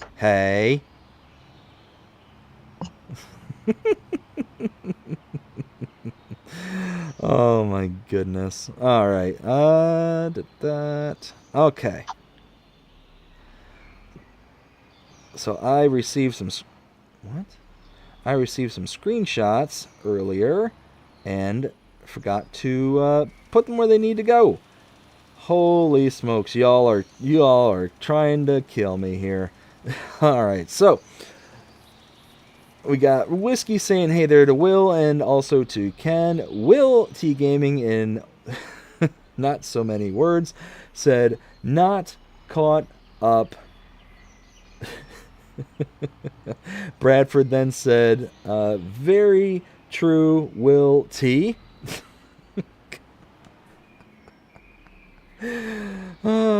Ken with an LOL. Don't Ken. Don't encourage them. Don't. Come on. Will then says must catch up at. Oh no! Holy smokes! I'm getting. Oh my goodness! All right, y'all win. You win. Okay, there's too many of y'all typing one letter at a time, and I'm getting confused. I throw my hands up. I concede. Oh my goodness. Kiwi Sim Farmer, how's it going, Kiwi? Hope you're having a fantastic day so far. As you can see, you came in right at shenanigan hour. So, at this point, what I'm going to do is I'm going to go ahead and read off all the channel stuff that we have to do. Do a little bit of self-promo here. Let me get over to the right screen. So, very first thing that we're going to do is give a shout out to all the channel members. So, let me get over to that screen there, and then we will filter out for our tier 3 channel members. I want to give a big shout out to all of our tier 3s, starting out with Rail Fanning Jonah, Pipe and Paul, Ken Adlam, Whiskey Creek Farms, Crimea River 63, Farming with Outlaw Ag, Pippa Thompson, and Farmer Groot, which we have Farmer Groot on here, right now. Thank you so very much, Farmer Groot, for being here today. I want to thank all of the Tier 3 channel members for being channel members. Greatly appreciate every single one of you. Now, moving on to our Tier 2 channel members. We've got, let's see. All right, starting with Mark K, Kiwi Sim Farmer. Oh, it's going to do that again. Why? Why does YouTube hate me so much? Welsh Sim Farmer, Chris Manuel, Slim Farming, Star Spangled Mods, The Tennessee Farmer, Grumpy Gray Farmer, Farmer Mike, Brian Boru, Farmer Willie B, Williams Farm, Reaver Time Todd, Northern Farms 87, Johnny H, Joel G, Will T Gaming, and Random Hero. Thank all of you so very much for being Tier 2 channel members. And if you're interested in becoming a channel member and helping out the channel, go ahead and check out the link in the description below. Also, the join button also listed below and on the main channel page. There you can gain access to things such as early access for edited content. That's the Let's Play series, as well as the channel shorts, as well as custom badges, custom emojis. All that starts at 99 cents a month. Tier 2 channel members get everything I just mentioned before, plus they get a shout out every single live stream, just like what you just heard just a few moments ago. That's $4.99 a month. And then lastly, our Tier 3 members get everything I just mentioned, plus they get a custom discount code to the channel merch store. They also get a ability to do exactly what Farmer Groot is doing here tonight, as he is our newest Tier 3 channel member. He gets to come on here and be able to join me in the call or in the audio portion. And he's also joining us doing the actual game itself. As you can see, he is the one that is doing the cultivating contract on Field 34. So yeah, all that said and done is $9.99 a month. So again, thank all of you so very, very much for being channel members. Thank you very much. Greatly appreciate every single one of you. I also want to give a shout out to all the channel subscribers. Last I checked, I think we're at 2450, give or take, ballpark. And yeah, I mean, the channel's still growing, still doing absolutely fantastic. Really, really appreciate every single one of you out there who has helped make this channel into what it is today. Also want to go ahead and check out some screenshots. That's what I was working on just before we did all this. So Will T Gaming sent in some screenshots here. Let's go ahead and bring them up now. And of course, it's doing that nonsense. Let's fix that. There we go. But for some reason, now that's broken. Why? Why? Streamlabs, you're killing me. You're killing me, Streamlabs. There we go. Now it's fixed. Will T Gaming, thank you so much for sending these in. I greatly, greatly appreciate it. And of course, they are absolutely gorgeous. I love the sunset and what looks to be just a fading sun there. I don't think you're in the middle of doing anything for the fields. Got the nice little Massey in the foreground there, and we got the Kloss with the buncher right there, and doing some plowing right there. Looks absolutely fantastic. Will, again, thank you so very much for sending these in. Also want to give a shout out to the channel merch store. If you're interested in purchasing something for the from the shop, go ahead and check out bddgaming.creator/spring.com or -spring.com. There you can get things such as shirts, cups, necklaces, pants. You can get hats, the whole 9 yards. There's a whole bunch of stuff out there. Go ahead and check it out today. We got a bunch of stuff and all sorts of different designs on there, from the channel logo as well as the Team BDD or Team Jasper. Choose wisely. I am working on some new designs here in the coming weeks, so be on the lookout for those. We kind of need to update the whole Team Jasper or Team BDD kind of thing. It's not really a Team Jasper or Team BDD anymore. It's not it's more of an and situation nowadays. So maybe we need something that's kind of reflects that. Yeah, so that's kind of in the works, so go ahead and be on the lookout for when that stuff drops. Also want to give a shout out to the P.O. Box. If you want to send anything to the channel, go ahead and send it to P.O. Box 6136 Hudson, Florida 34674. Again, the only thing I ask that if you send anything to the channel, please, please, please include your YouTube handle name so I know exactly who to thank for whatever's being sent in. I greatly would appreciate it. And now we are back to the game. So let's catch up with the chat, 'cause I see there's a whole bunch of stuff there. Let's see. Holy smokes, what happened there? Yeah, so we're just going to move on to from the shenanigans there, because I think that's just safer at that point. We got Whiskey saying hi there to Kiwi Sim Farmer. We got Ken showing off all the custom badges, or all the custom emojis. Thank you so much, Ken. Taco with the messages being redacted, so not sure what happened there, but is it joining in the shenanigans there, Taco? Will says, I have to mess with you, BDD. You know what? I understand. I get it. I get it. We got Ken with the thumbs up. We got Will says, have to have some fun, BDD. I always have fun. I always have fun. You know what? At the end of the day, if we're not having fun, then I'm not doing my job. So that's the way I see it. Kiwi says, hey, the Whiskey, and Ken says, what up, Kiwi? We also got Will saying, Kiwi! Kiwi then says, LOLing at the shenanigans. Oh, yeah. Oh, yeah.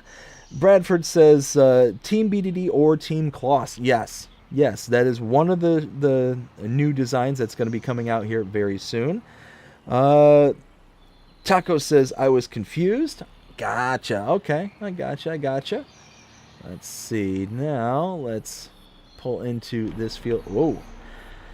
Does anybody else have any issues, or like I do, with a third-person view, getting in and out of vehicles? I always seem to run right into my tractors and stuff. What about you, Groot? Do you have any... What? No. Do any what? Do you have any issues, like, do you play in third person or first person? I play in first. First person? Okay, so yeah, Yep. you wouldn't have any issues like getting in and out of vehicles. Like, I always seem to have issues with getting in and out of vehicles in third person because of the Like, it just seems like the camera perspective changes, from time to time. It's weird. So, I don't know if it was the patch that fixed it last, but every so often I would you cannot enter vehicles manually. You would have to tab over to get into the vehicles. Yes. And I don't know if that was a bug or something, but all I did was I would have to exit the map and then come back in, and then it would fix it. Yeah, I ran into that same issue. I still run into that issue every once in a while. It's just, it's Okay. annoying, and I'm hoping that they fix it for the next patch. That's my hope, at least, but we'll see. Like I say, it's an annoyance. It's not a game ender kind of thing. Yeah. I mean, really, outside of the kind of crashing issues that I keep hearing about, I've yet to experience them. Knock on wood. Oh, and I'm not looking at where I'm going. There we go. No, it's one of those. Thankfully, I have yet to experience any of those kind of issues. But, for those who are, I obviously want those to be fixed first. The kind of minor inconvenience issues like having to tab into vehicles and stuff like that. It's an inconvenience, but nothing more. The game not functioning properly, I want that to be fixed first. Let's see. Oh, whoa! What happened there? So I need permissions to return vehicles because I cannot return the tractor and the cultivator that I leased. Let's see.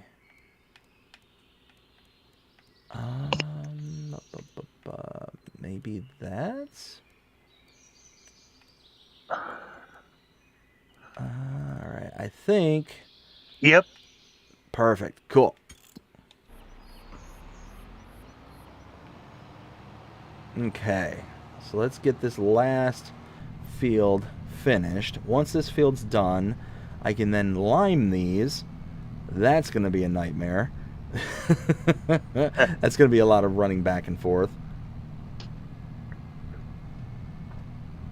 But we'll get there. We'll get there. And I see that the chat's going at pace, so I'm going to catch back up with that here in just a second. Trying to think. Let's see. Lime after lime. Seeding. That's what we're going to... Yep, that's what we're working on. Actually, there is one thing I want to do separate from these fields. Let's see. Let's get this worker going. And then I'll do that. There we go. Got that. Oof. That's not quite...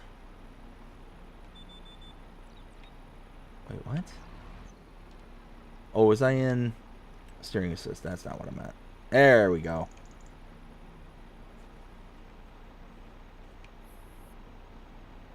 Are you gonna go? Are you just gonna sit there and cost me money? I guess you are. Well, I was gonna catch up with the chat, but the worker said, no, I refuse. So that is what it is. Not a big deal. Where was I? I think. Will said, we started to get maps out now. 6 total on the mod hub. Yes. Taco says, sorry about the caps on. Oh, no worries. No worries. I'm not one of those people that gets upset about caps lock being on. It just not something that's ever bothered me. I know people like, why are you shouting? It's like, yep. you know what I mean? Like, I never understood. Like, what does it matter if the cap lock is on? Right? Like I don't think somebody's shouting at me just because their I, caps lock is. I guess it's some version of yelling. I guess. I don't know. Yeah, like I know it's supposed to be like the texting equivalent of yelling, but it just I don't know. There's some of those like quote unquote rules that have long been established. That I don't recognize them. That's you know what it is. What it is. Like it's one of those that I will comport if somebody were to be like, oh, please don't use your caps lock. It makes whatever. Like okay, it's not a huge deal to me, but I'm not the kind of person that's going to be like, oh, how could you yell at me over text? Like, no, I got better things to worry about than, caps lock being on. I think there's so many things that are going on in the world nowadays that to get all up in arms over a caps button being on, I've got much bigger fish to fry. Yep. Let's see. Will says, Team BDD. Let's go, Will. Let's see. He also says, custom modding has 6 mods with giants waiting to be tested. Ooh, nice. Looking forward to those. Will also says, I was talking to FSF, the modder, and they are starting on the Red Barn Pack. Ooh, nice. Really nice. I love the Red Barn Pack. That was one of my faves, when that came out. Yep. It was just such a classic, American style barn kind of pack. And there was so many good ones on there that had pretty much one of each animal type that was on there. And they were all just really highly detailed. They were absolutely massive. Massive. And I really, really hope that for 25 that they utilize some of the animal barns with the pasture system that we have here for 25 to be able to kind of customize the pasture, like the cow pasture, the cow barn that was available for that pack. Being able to have like a custom pasture along with it, oh, that would be so good. It's my hope. I'll keep my fingers crossed. Alright, so at this point I need to unload all this lime. Wow, I've got a ton of lime. Oof. Oof. Ah, whoa. Wee. Slalom, slalom, baby.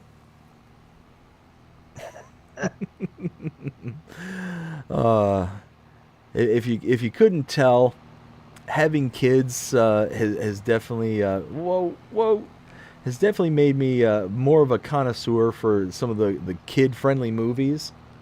Yeah. my oldest just turned 3 here a couple of weeks ago, and we're hoping to start kind of introducing her to like the classic Disney movies and stuff like that. Here before too much longer, so she can start getting an appreciation for them.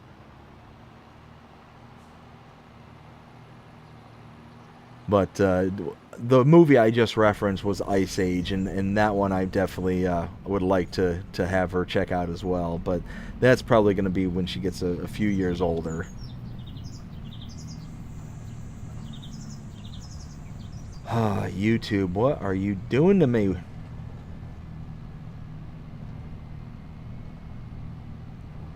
Alright, let's get this over to the shop. We'll unload everything at the shop, like we've been doing. Because that's the other thing, and also the reason why I've kept a lot more money than I did before. I'm gonna, like I keep saying, I'm gonna sell off some money, and I'm gonna get this back down to the value at which we started, or left off from, before I started this rebuild. But it's one of those where I wanted to have that money kind of extra to be able to account for all this kind of additional work I'm having to put into to rebuild this stuff in this version. So we'll see how it all goes. Oh, hello. We got equipment here at the shop. that's mine. Yeah, Oh. I'm doing a carrot contract. Nice. So that was not what I was expecting when I decided to unload all these right here. Oh no. Oh no.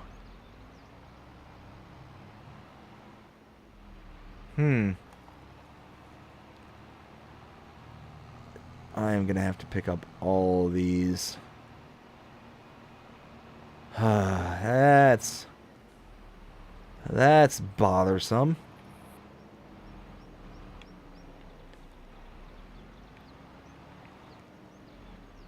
I just wasn't expecting to just chuck it out in a huge line like this. This ought to be okay.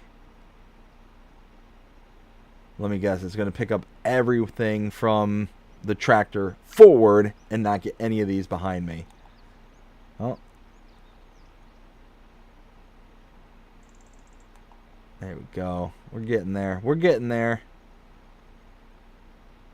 I hope I can get that last. No, no, no, no, no, no. Can I get that one, or is it not going to take it? Oh, cool. It took it. Cool.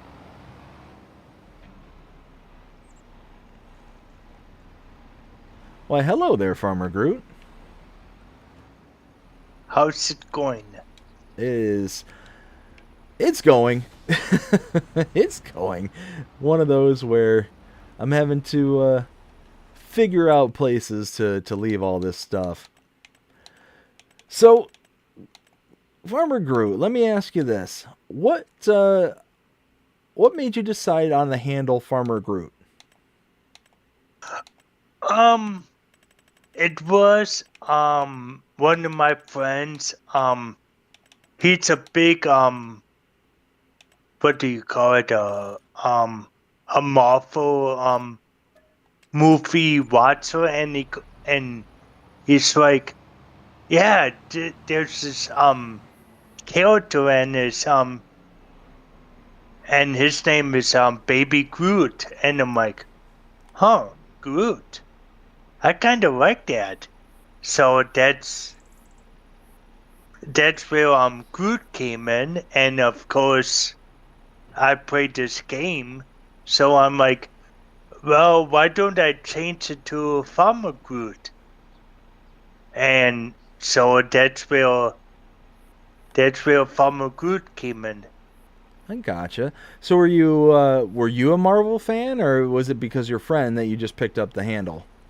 Yeah, my friend was a Marvel fan. I gotcha.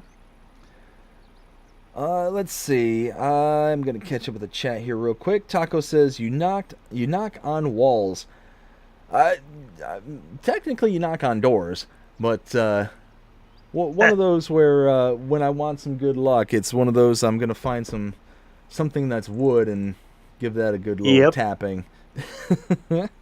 Nuclear says, been crashing / freezing after exiting the save games for me at times. Aw, man, that stinks, Nuclear. Also says, but not a game breaker, just have to shut down the PC. Alt F4 won't even work. Oh, wow. So, yeah, that's definitely an issue. Well, hopefully they get that fixed here in the next patch. We'll keep our fingers crossed. Whiskey says, hey there, Nuclear. Will says, has anyone had issues when hiring a worker on Calmsden Farm? When I hire a worker and set it to start with headlands, they start with the up downs first. So I think that's not just Calmsden. I think there's a issue since one of the updates came out where it always starts with the up downs. I don't think it actually recognizes that right now. Yeah, there's something going on with the last update. The AI workers have been, I mean, they will get the job done. They just start in most awkward places. Yeah, exactly. And I mean, it is what it is. It's whoops, wrong button. Not the end of the world, certainly, yeah, but definitely annoying because there was times when I was actually in the middle of doing this, like all this work and stuff. I wanted to have 2 workers going at the same time, and what I would normally do is I'd have one worker start on the up downs and the other one would be doing the headlands kind of thing. And I couldn't do it. They would both want to start in the up downs, and it just wouldn't work for the life of me. I was trying and trying and trying, and just wasn't happening. So unfortunately, was sad at that. Let's see. Nuclear says hello to Whiskey. Whiskey then says, Wilty, when is your multiplayer again? It's going to be on the 21st. Bradford says, I might be locked. It might be locked, remembering the view when you were entering the equipment when you exit. So when you exit, you will be facing the same direction. Oh. That, I'm gonna give that a test. I'm gonna give that a test. I'm gonna see if that's actually the case, because that would make a lot of sense if that was the way it worked out. Let's see. Will says Friday the 21st. Whiskey says, how is my fellow Washingtonian doing? Let's see. Ken says AI worker had to take a phone call before starting. LOL. Right. Whiskey then says, Groot, can you please share your YouTube channel? Yeah, absolutely.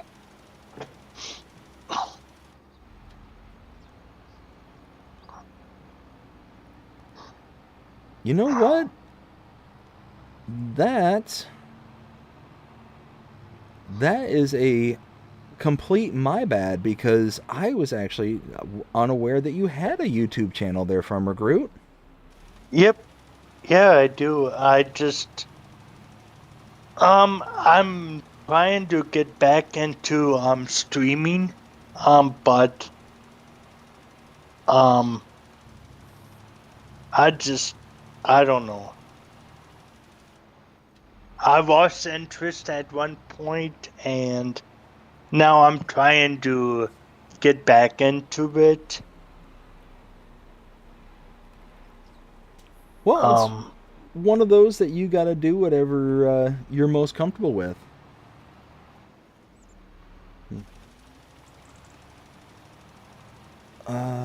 Where did I leave? Okay. Do you mind if I go ahead and pin your YouTube to the stream here? I'll put it in the chat. Yeah, you can. Otherwise, I can. Yeah, it don't matter. I can quickly do that. Like I said, that's completely my bad, because, like I said, I guess I just wasn't even aware that you had a YouTube channel. Let's see. Are you Farmer Groot 7900? Yep. Okay, cool. Well, you just got yourself one more subscriber at bare minimum. And cool. Thank you. Right there in the chat. Perfect. Okay, so catching back up, we've got, I think, Will says, have to head to bed. Take care, everyone. All right, Will. Well, thanks for coming out and hanging out with us here tonight. Hope you have a fantastic evening. Will. And we will talk to you again next time. Got Bradford says, Will T, BDD just showed his problem with workers, LOL. Gotta love it. Always got problem with workers. There's a reason why we got the name AI. Whiskey says, see you to Will. We got Nuclear says, I do love the sheds and barns on Frankenmuth. Yes, I do like that kind of classic red barn look. Frankenmuth does pull it off very, very well, and I do like that. Let's see. We got Ken says later to Will. Taco says, you said knock on wood and you hit the wall. Did I? You know what? At this point, everything's possible.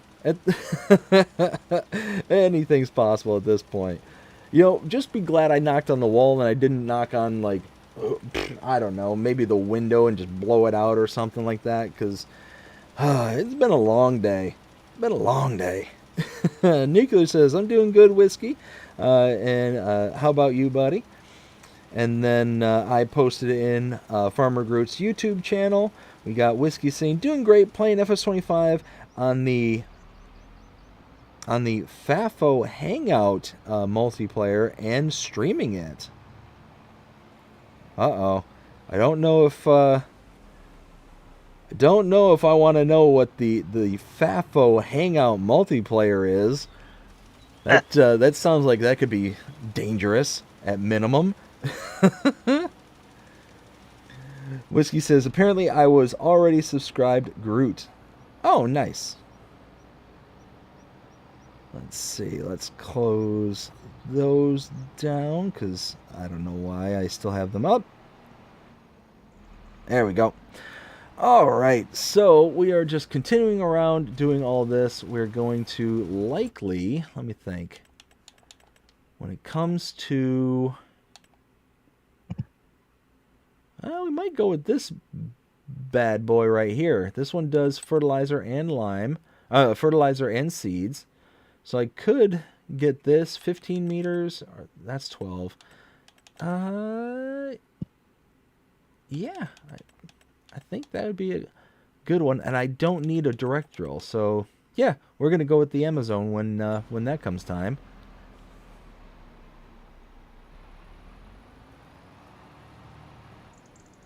Yeah, it's not the multiplayer that I'm concerned about there, Whiskey. It's the FAFO part that I'm kind of worried about. Just when somebody mentions a FAFO, it's just not something that you would oftentimes expect to see here on Farming Simulator. So yeah, just one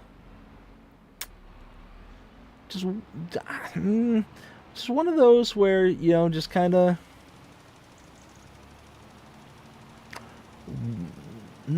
worried, I guess would be the right word to put in there. Just worries me that Farming Simulator meets FAFO. I don't know, Groot. What do you think? Do you think that's kind of two things that kind of should coexist within Farming Simulator? Probably not. And for those who don't understand what FAFO means, or at least in the context that I'm thinking of, it's the whole F around and find out. Yep. So that's why I am slightly confused as to why those are kind of intermingled, as you could say. Let's see.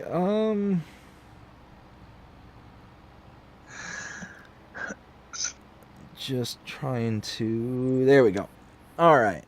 So we're just about done with this field here. We're then going to keep on trucking along. I'll probably end up filling... What is this AI worker doing? What are you doing, AI worker?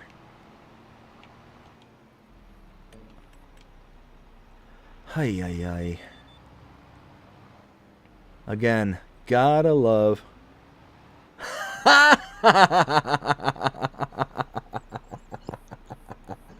Oh, Whiskey, that's brilliant. That is absolutely brilliant. I love it. Oh, so it's not, F around and find out. It's farm around and find out. Oh, nice. That's awesome. That's brilliant. Oh, Whiskey. That's hilarious. Oh, that's good. Good stuff. Now, at least that makes more sense. At least that kind of adds up. Oh my goodness.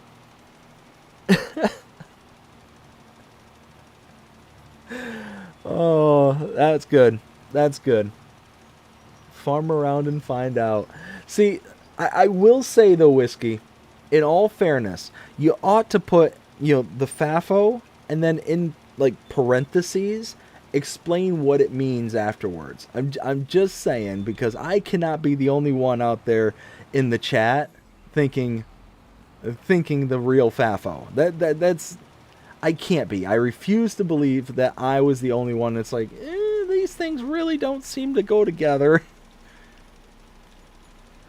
Let's see. Bradford says, dirty mind, BDD. It's not dirty. It's not dirty. No, it's like the mess around and find out. That's what I was thinking of.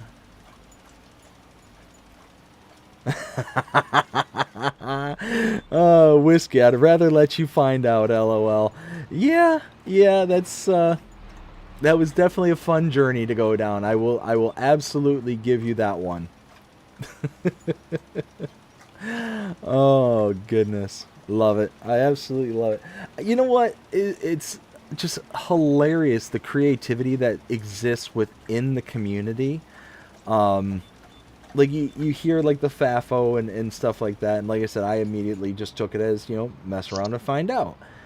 And yeah, I just it's always impressive to go around to other creators and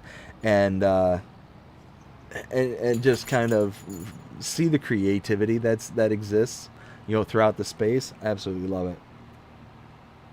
Yeah, see? Thank you, Ken. Thank you. You are a gentleman and a scholar. Thank you. Ken says, nope, it's just logical to think that, LOL. Right? Ken's got my back. And so does Groot. I'm not. Yep. I am not the only one. I was not the only one, and that's what I'm sticking to. There we go. Oh my goodness. So earlier in the stream, you said what kind of features that I like, on FS25, and I said, what did I say? Oh, the GPS. Yes.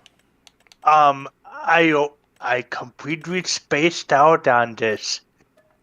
And another thing is ground deformation. Yes. I absolutely love that.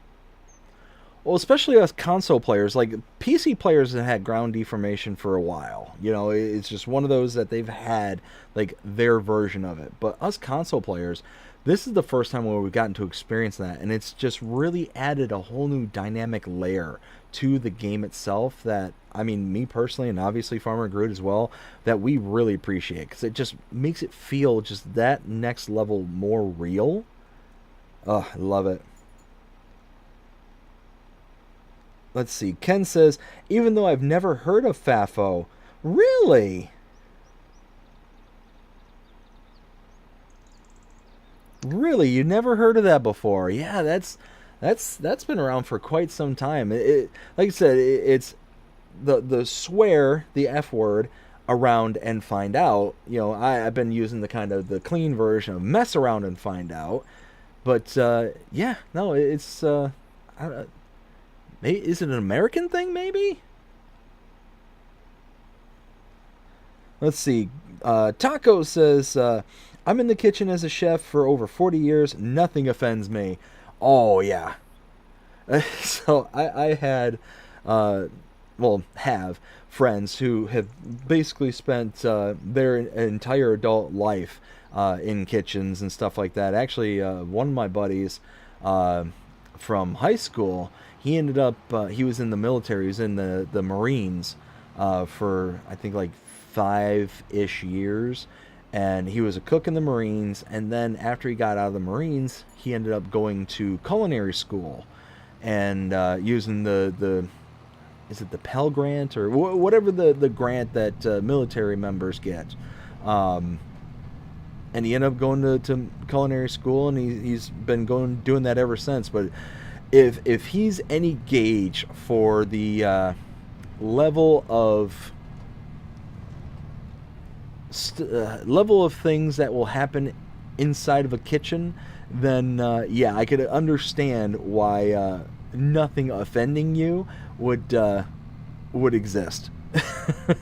If I can use him as the barometer for trying to gauge why no offense would be given, then I can completely understand. Oh my goodness. Let's see. Oh dear. Oh my goodness, why? Okay. I don't know what happened. I'm not going to question it. I'm just going to move on and pretend that nothing happened. I didn't just go bucking out of control and then just going wild on screen like that. No, nothing like that. I'm just driving.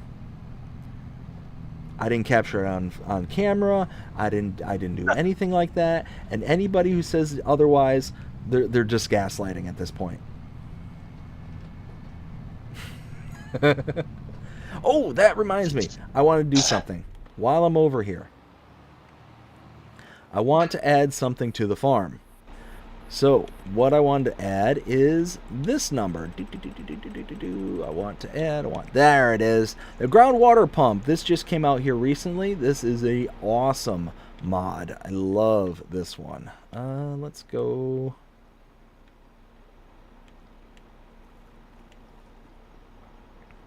It's not straight per se, but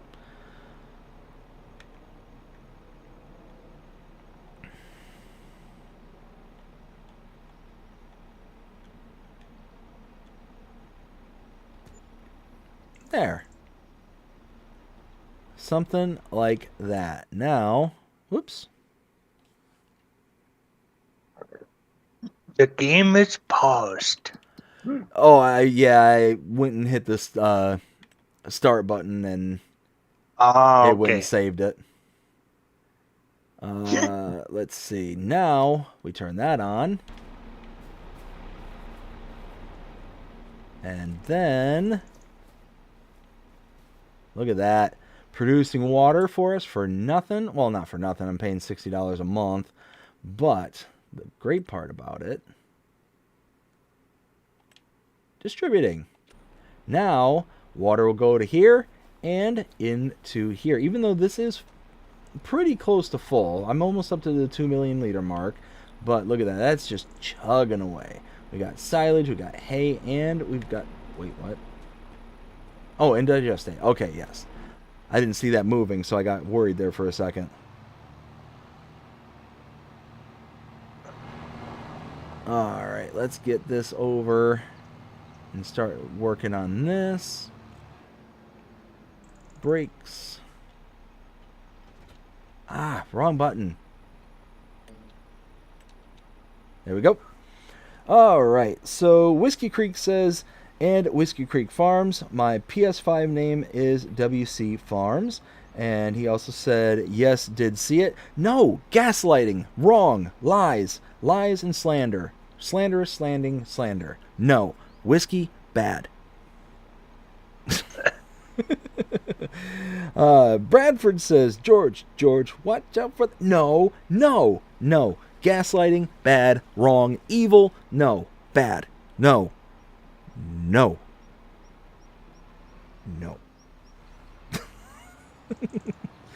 How could you all be gaslighting the audience like that? How can you be gaslighting the chat? Come on. Nothing happened. Nothing to see here. Just keep on moving on. Just move along here. Move along.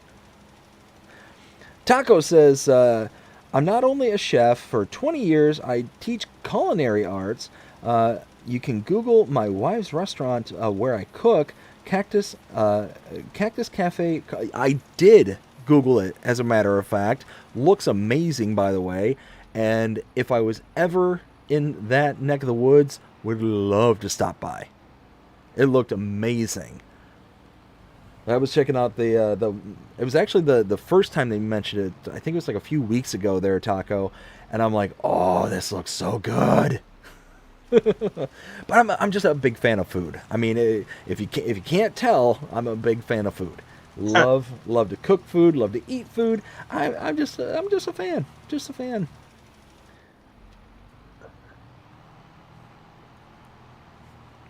Yeah, it's one of those As a matter of fact, I unfortunately, because we were so busy today, my wife, she ended up coming out and hanging out with my friend's wife. Um, when I was helping out and doing everything, so they were all hanging out there, and she brought our two kids, and they were all playing and having fun and doing all that stuff. Well, my wife, she ends up calling me, about a few hours into the whole ordeal. She's like, "Hey, would you like me to stop and get you some dinner at Chick-fil-A or something like that?" I'm like, "Oh yes, get me anything. I am starving right now, and I've been lifting up a bunch of heavy things all day, all day." And one of those where I don't often eat fast food. It's incredibly rare that I eat fast food. But it's one of those where at that point, I was willing to eat just about anything, regardless of what it was. But me, I love to cook. I love to cook. And here lately, I've been on a very much kind of like a Hispanic kick, where wanting to kind of do like very kind of like almost like Mexican style dishes.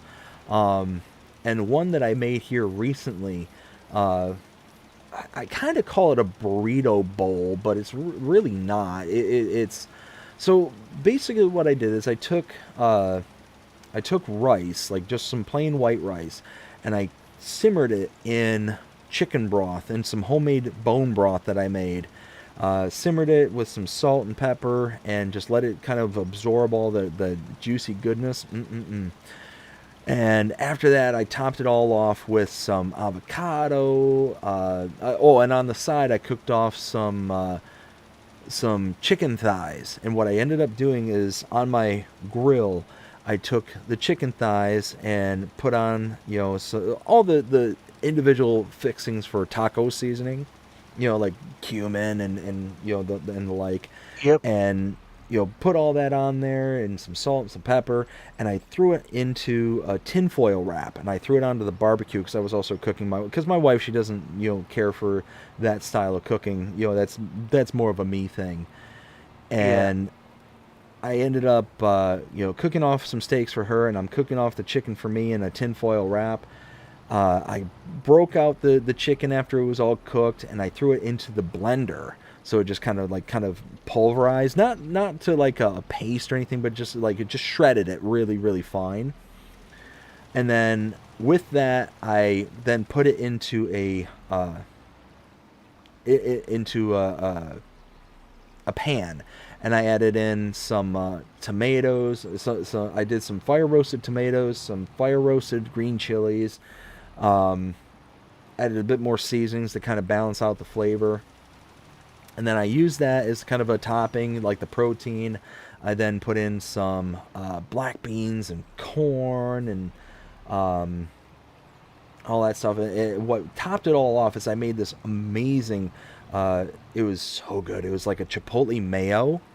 I took like some chipotle peppers and adobo sauce and blended it up with some mayo, some dill, salt, pepper, garlic powder, onion powder, a little dash of sour cream to kind of give it a little bit of a little twang to it. And then I pulverized it in the blender. I cleaned out the blender first, obviously. And once I did all that, just, it was so good. Just took that in a little sauce bottle and just kind of drizzled it over top with some other fixings along with it, some avocado, and it was so good. So good. I was a happy boy. But like I said, I love food. I just love food. I love cooking, and my thing is that I get bored very easily if I start like having the same thing like over and over. So I'm constantly trying to do something new, but unfortunately that ends up costing an arm and a leg because then I get into the more elaborate meals.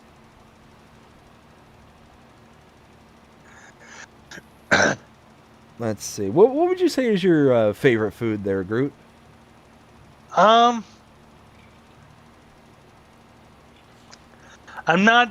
don't cook, just because I'm in a wheelchair I actually have spina bifida, so I can there's a limit on what I can do and stuff, and I mean I can cook. It's hard for me like to get up to the stove and stuff, and my mom has a fancy stove and she doesn't want me to hurt myself on the stove, so she just she's the cook. She cooks. Okay. So I mainly just cook myself like pizza and like frozen stuff like frozen burritos and stuff like that. So what's one of the your favorite meals that your mom cooks? Uh well, before the stream started today, she made chili. Awesome chili. Ooh, Just the best I ever had in a long time. Had that nice. noodles and chili beans and um then I put some mozzarella cheese on top of it with some crackers and it was good. Yum. That sounds delicious. Yeah. Yeah, I love me a good chili, especially when it's like nice and cold outside, and you being up there in Wisconsin, I guarantee it's pretty chilly up there. Oh, yeah. Let's see, right now it is, well, it's 21 degrees, but Ooh. in the past it's been like really cold at night. Well, I'll tell you what. I'll do you a favor, and I won't tell you what the temperature is where I'm at. Yeah. It's funny. My family that lives up there in Michigan, they'll call and say, "Hey, how's it going?" and all that stuff, and inevitably, the conversation goes on for a bit too long, and that's when we start talking about weather and like all of the kind of like mundane kind of conversations. You know what I mean? Like just one of Yeah. those where you don't talk to them like all the time and whatnot, but eventually you run out of things to talk about, kind of thing. Well, inevitably, always, eventually, we get to weather and all that stuff, and it's like, oh yeah, it's so cold, and I'm all bundled up. I'm here by the fire, and da da da da da, and all this stuff, and oh really? I'm just kind of sitting here in shorts and a t-shirt, and I'm actually a little warm. I might need to turn on the air conditioner, and blah blah blah, and just the you can feel the hatred just kind of seeping through the phone and all that. It's like, oh, how dare you? So uh, if I were to guess what it is down there, I would say 60s. so, according to my watch, and sometimes it can be, a few degrees off here and there, kind of thing. But according to my watch, it says that it's currently 70 degrees. Jeez. So yeah, Yeah. it's one of those where I always have that in my back pocket as like a trump card whenever like either the what conversation turns to weather, or whenever somebody from up north kind of says something to upset me, like if they're trying to mess with me or something. It's like, oh yeah, well I'm sitting here in shorts kind of thing. So, the first part of October, me and my mom and my mom's boyfriend, we took a road trip to Oklahoma. My niece lives there, and she was getting married. And Okay. we went down there, and the whole week, it was literally in the 90s, the whole week. Oh, wow. It was so hot. Mm-hmm. Well, and that's the problem with like the Oklahoma, Texas, like that whole area right there. Like it's landlocked, so you don't get you don't get any like relief. Like when I lived in Georgia, I lived in North Georgia, and the summers, I will say the summers in North Georgia were more brutal than the summers here where I am in Florida. You know, because at least in Florida where I'm at, you get the kind of reprieve from the sea breeze and all that stuff. So you Yep. might see like lower 90s, mid 90s on a pretty regular basis, but it's not that kind of it's like that sticky heat, which I don't personally care for. I'd much rather be in like a drier heat. But I say that only because, you know, one, I'm not experiencing, you know, 97, 98, 99, 100, you know, on a regular basis like I was in North Georgia. Because when I was in North Georgia, I would experience that pretty regularly in the summer, you know, the upper 90s to low hundreds. And it's like, ugh. Like, nope, nope, I'm done. Done. Let's see.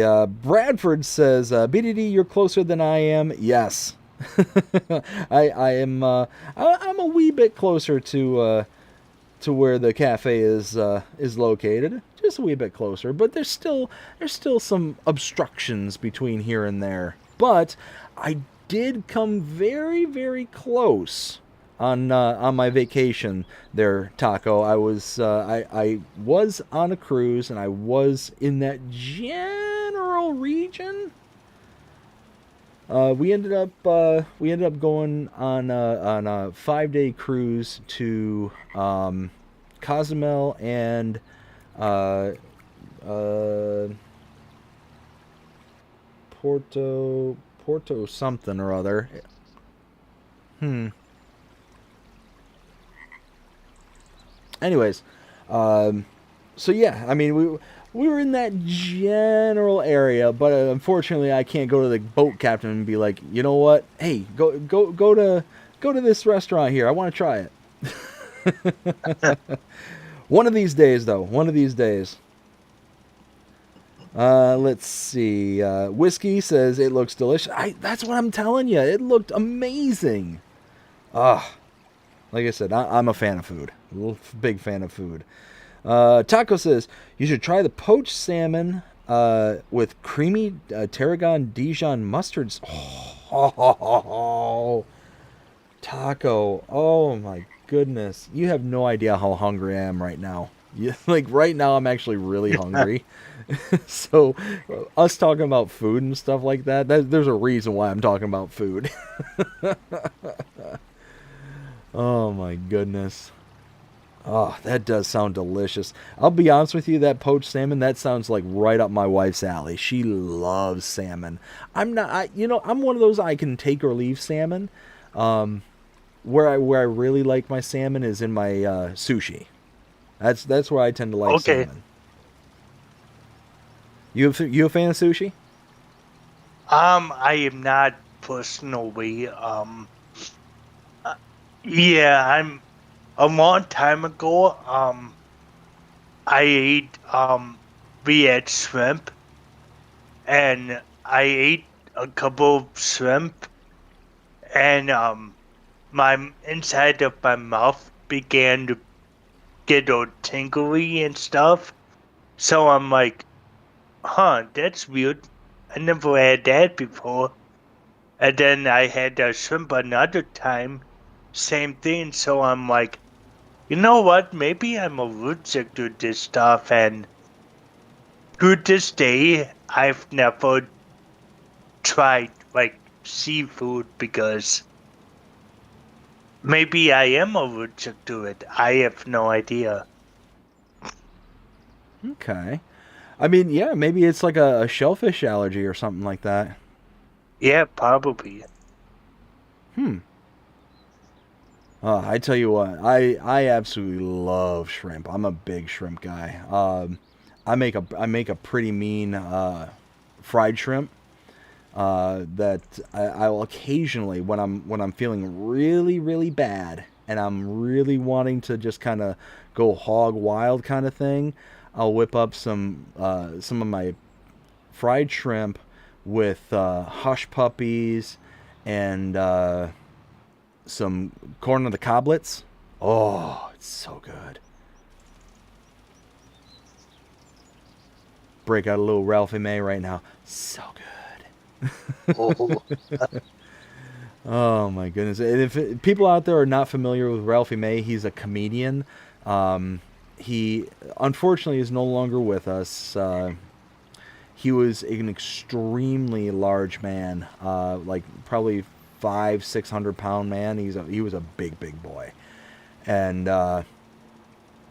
yeah, he ended up passing away several years ago, unfortunately. But hilarious. He was absolutely hysterical. If you ever get an opportunity and you want to have a really good laugh, check out it's Ralphie May, and he does one called Ostentatious. That one's really funny. Oh, hello, Groot. I see you running past Hello.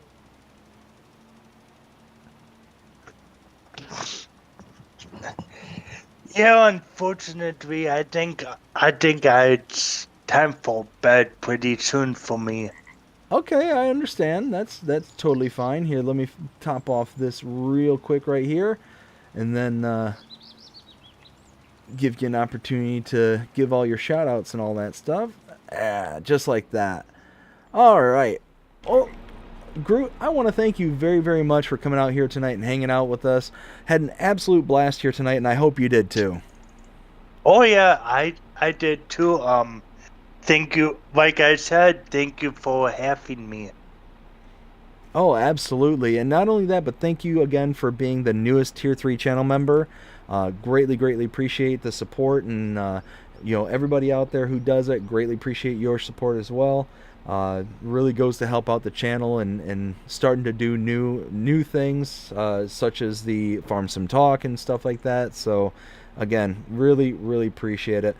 Like I said, Groot, I hope that you had an absolute blast. I know I did. Do you want to give yourself any shout outs or give somebody a shout out before you take off? I just want to say thank you to BBD Gaming just for having me up in here, and just everyone that stopped and said hi. Oh, no And problem. yeah, and thank you again, and I hope to be back someday. Oh, absolutely. Yeah, now you're on the rotation to be able to come in. So we'll have you in, and we might have other people in with you as well. Yeah. Every once in a while we do kind of like a big kind of gathering of multiple people who are members and all that stuff. So you're definitely in on the rotation now. Okay, that sounds good. Excellent. Well, you have yourself a great night, and you take care, and we'll see you again next time. Sounds good. Thank you. All right, you have a good one. You too. Bye. Bye-bye. All right, so now we're going to go ahead and fold up this equipment here. And we're going to head over to the field right next door. We're just chugging along. We're making some good progress here. We're getting there. We're getting there. Now, am I going to be able to get into the field without just completely crashing? Oh, nope, apparently not. Can't even get out of this field without completely crashing. Oh, come on now. Come on. Come on. Power! Where's Jeremy Clarkson when you need him?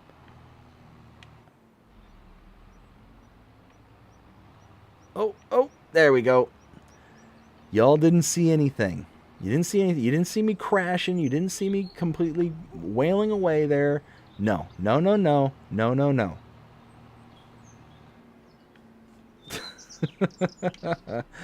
Oh, man. I really don't watch television that much anymore nowadays, but one show and series that I did watch was one called How I Met Your Mother. If you haven't seen it, I do recommend it. It's pretty funny. Neil Patrick Harris, I think is his name. He's one of the characters in there, and he's absolutely hysterical. Just the kind of character he plays. He plays like this this kind of what's the right word? Like Lothario, I think is what, like somebody who's like just overly promiscuous, kind of thing. And he is always constantly coming up with all these like plays to make on girls and all that stuff and whatnot. But there's an episode I was actually watching with my wife last night, after the kids had gone to bed, and we had did our kind of Valentine's Day gift exchange and all that stuff. And it was actually, kind of a cool story. I love to build things, like just, full set and stop. And she ended up getting me as a gift a Legos rose building kit. And that's what we ended up doing for like date night last night for our for Valentine's Day, was building these little Lego roses. We actually have them built, and they're actually in the cabinet in the next room over there. And it was such a cool little experience because, I mean, they were actually really intricate looking roses. Like, it's really impressive. And it had, let me think, it had 2, 4, 6, 8... It had 12. It had a dozen. It had a dozen roses. But there were 3 separate styles of roses to them. But anyways, after we built them and after, we kind of, we went and started to relax and started watching TV, and we ended up watching How I Met Your Mother, and it was an episode where 2 of the main characters are sitting there and they're dating each other, and they something happens where they're at a restaurant, and as they're at a restaurant, the waiter accidentally brings out a engagement ring in the bottom of a champagne glass, and the female character sees it, and she starts to have this like absolute freak out moment. She's like, no, no, no, no, no, no, no, no, Ted, no, no, no, no, no, no, you can't do this to me, no, no, no, no. And just the kind of like over panic that she came into at that moment, and just how it kind of played out throughout the episode. Oh, it was just hilarious. But what I was doing there just kind of reminded me of it. Let's see. Nuclear says poached salmon. I mean, based on your name there, Nuke, I would imagine that you'd kind of like your salmon a little bit more spicy. Just a random guess. Could be wrong. Let's see. Ken says sushi, raw crab. That's a different story. Really? I don't think I've ever had raw crab before. Like, I've had like the imitation crab and stuff. I like imitation crab every once in a while. I mean, I prefer real crab, but it's so expensive nowadays. I tell you, one of the wildest eating experiences I've ever had. I went to Maryland. My brother-in-law is in the Navy, and he went to Annapolis to their it's not college, but it's like the Navy's equivalent to college. It's for like their officer training and stuff. It's like the Naval Academy. There we go. That's the words I'm looking for. And when he was up there, on our way home, we ended up driving up there, but on our way home, we decided, you know what, we're hungry. Let's stop at a restaurant. We're here in Maryland. They're pretty well known for, their seafood and stuff around there. So why not give it a try? And we ended up stopping at this little crab shack. Like it looked like a little mom and pop crab shack. Like, okay, this could be really good. And we're like, okay, we're going to have the such and such special. And it was advertised as, X amount of crabs. Like X amount of blue shell crab. And I'm like, oh, this is going to be so good. I can't wait. I was really excited. And then all of a sudden they come out, and it's a bucket, a literal bucket, like a silver pail of nothing but whole cooked blue crab. And I'm like, oh, I don't remember reading this in the menu. And they're like, have you ever eaten whole blue crab before? And I'm like, no, this is going to be a first, kind of thing.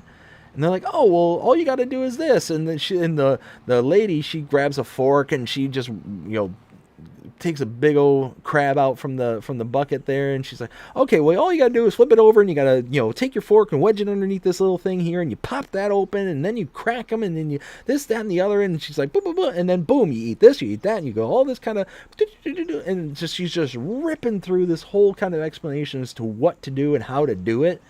And I'm like, my brain short circuited there for a little while. I'm like, I'm sorry, but can you talk to me like I'm 5 right now? Because right now my brain's still kind of wrapped around the fact that I wasn't expecting to be looking at my dinner, or I should say my dinner looking back at me, kind of thing. I wasn't prepared for this.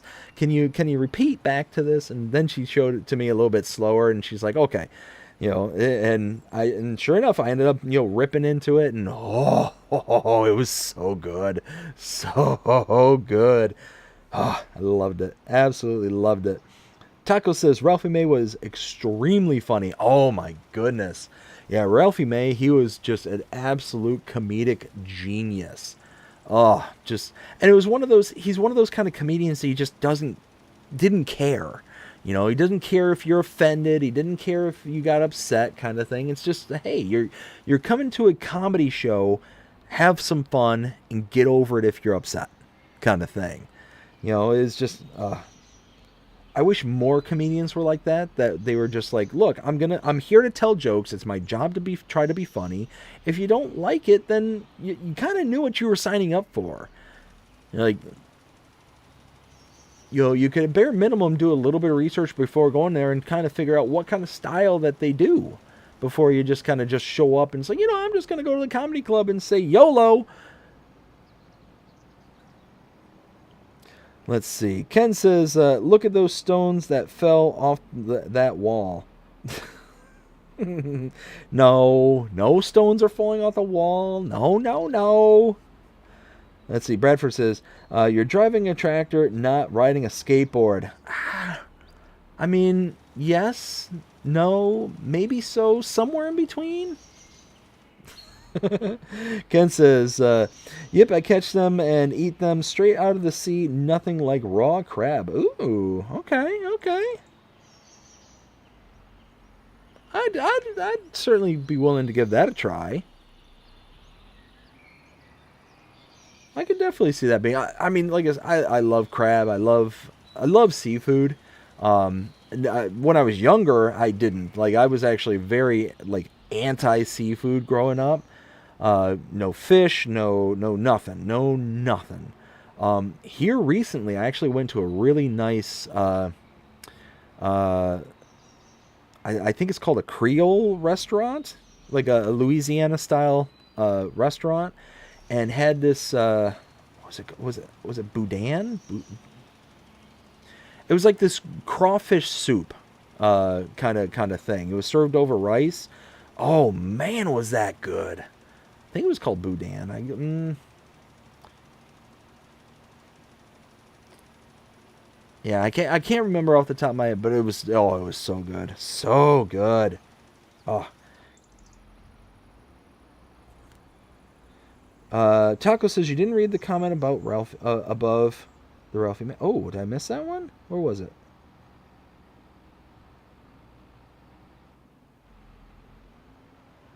No, I did, didn't I?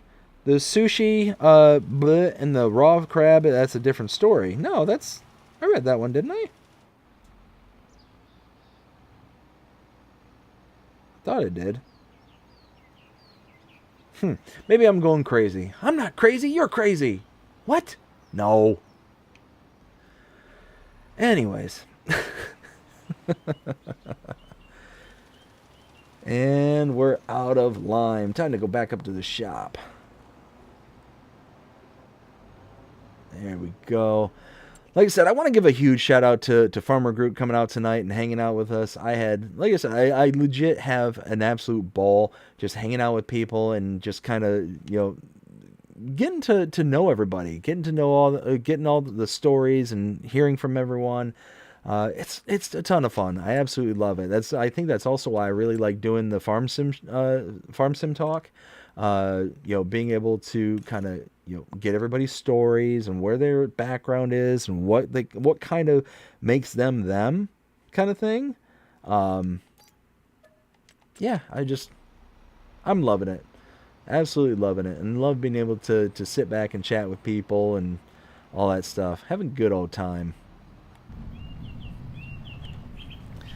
Let's see. Ken says, can't stand the taste of cooked crab. Whoa!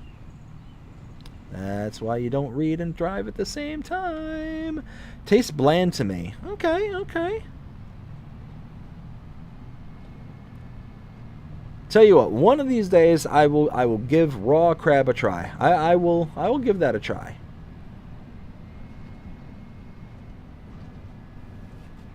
Alright, let's get to the shop. Let's fill up. Hopefully this will be the last bit of lime that I need for all this. I don't know. We'll see. We'll see how it goes. Whoop, easy. Holy smokes. Look at all that gas that we've used. We are literally almost a half a tank right now. 3 hours of operating on this one piece of equipment that we leased out. Holy smokes. Ooh.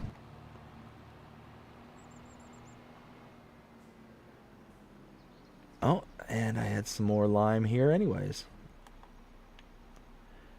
So, for anybody who has seen my map tour there on Riverview, needless to say, I made a few adjustments after that live stream. They ended up making a bunch of changes to the steering and how it seems almost a little lazy, the steering, to where it just doesn't want to be as responsive. But during that tour, I ended up using the Skoda car, and it was the first time that I've used the Skoda car to actually travel around and do stuff in this game. And I was just having a mess of a time just trying to make it around that map, let alone just not crashing anything. And those who had seen the channel shorts that came out shortly after that tour, that crash that I did in the Skoda was in the map tour itself. And needless to say, I ended up tweaking the steering sensitivity after that specific map tour in order to make it to where now the steering sensitivity is increased by 300%. So you can see it's pretty snappy right now. And I seem to do a little bit better with this snappy steering. So we'll see how things kind of go from here. Is hopefully not going to be crashing as often as I was in those style of vehicles. We'll see. Certainly not gonna eliminate all crashing. Definitely won't do that. Let's see, do I have enough room in this thing? Ooh, nope. Not even close. Oh well. Alright, let's get this back over. Oh, there we go.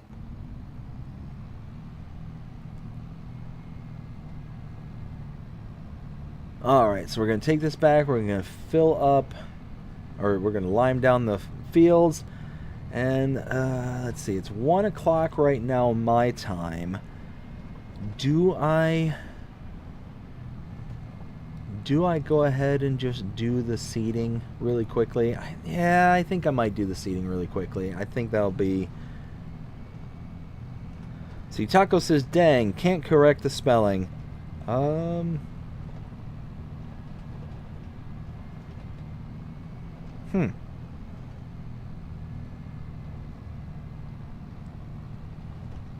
Let's see.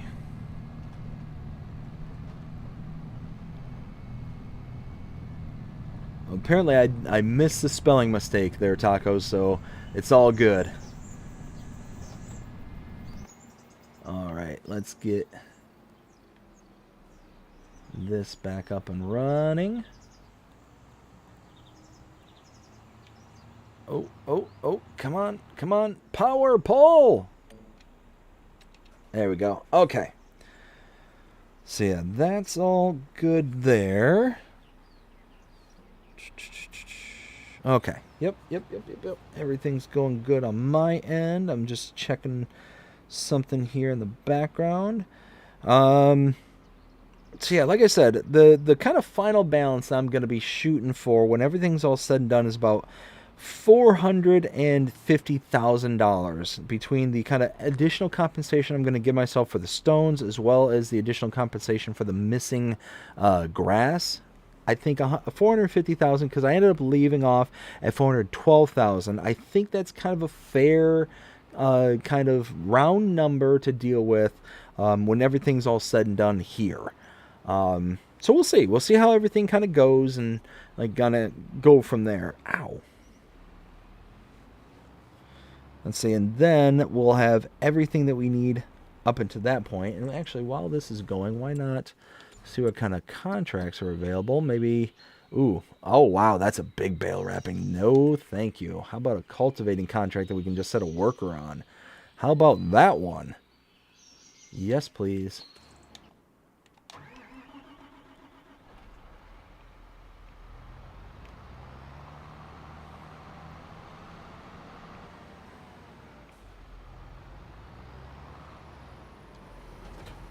See, what about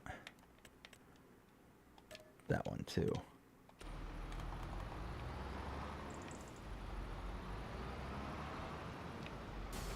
There we go. Okay, so now we'll let our one AI worker kind of chug away and do their thing. We'll then do I want to start with 13?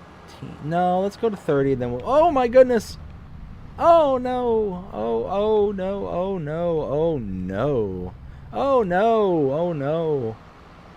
Why? Why? There we go. Just run away! Just run away! I feel like I feel like Jeremy Clarkson, James May, and Richard Hammond in Top Gear. There was an episode, I can't remember exactly what they were doing, but it was just a constant theme of they would break something and then they would just kind of say to each other, run away, run, run! And then three old men would just go running, scampering across the screen. Oh, good stuff. Good stuff. Let's see. Taco says, read my earlier comment. See. So you said Ralphie May was extremely funny.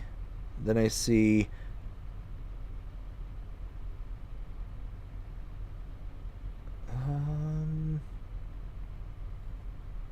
wait, what's going on here?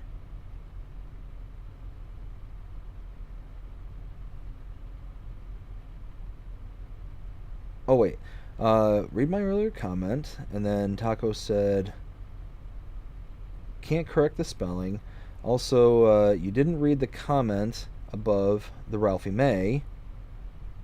Then, let's see, Ralphie May was extremely funny, yes. Then I see, you should try the poached salmon with creamy yeah, I read that. And then the chef for 20 years, and that you teach culinary arts. Am I losing my mind? It's 1 o'clock in the morning, but I'm so lost.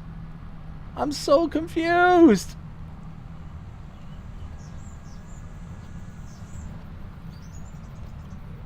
Oh my goodness, sorry about that. Oh no, don't run into me.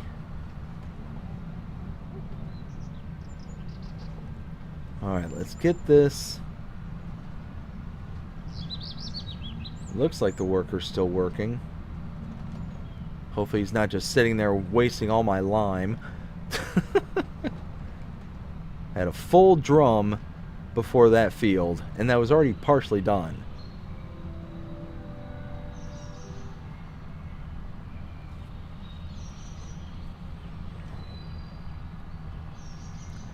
Alright, so this is the field.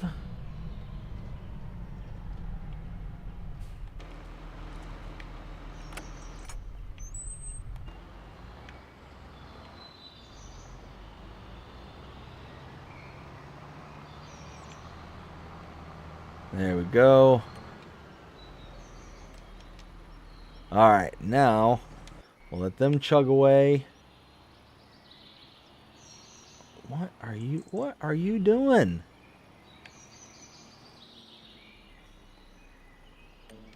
I'm not wasting my product, but you're certainly wasting my money.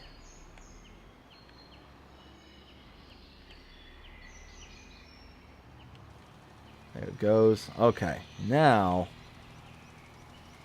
we're talking. Here, you know what? Let me see. Oops. Yeah, Bradford says I don't see anything wrong either, BD. Yeah, I'm. Let me check my other screen because I've got two.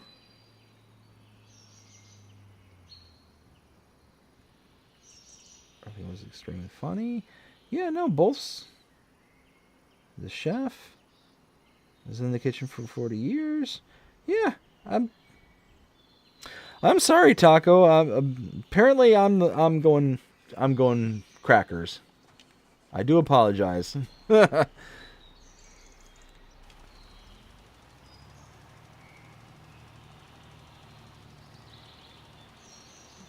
this point, anything is certainly possible. Oops. Back up.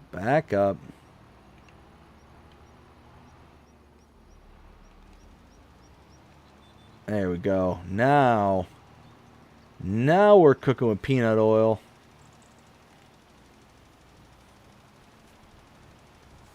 Alright, so a little bit longer on this field. We'll then move on to 37, 39, and then we'll go out to the west. Next two are rather small, so I'm hoping I'll be able to wrap those up pretty quickly.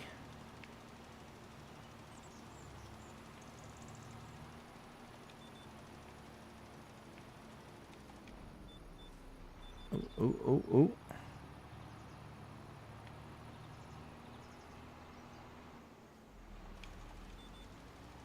Alright, so let's get this all wrapped up, good to go.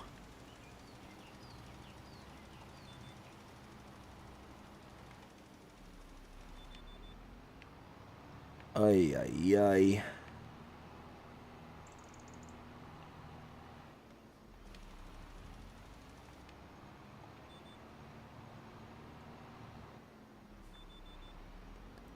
Alright, so here, if we...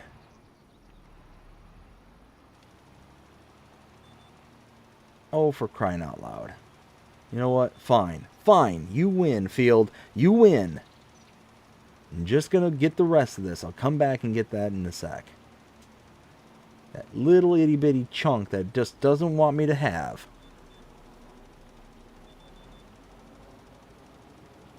Perfect. Okay. Now.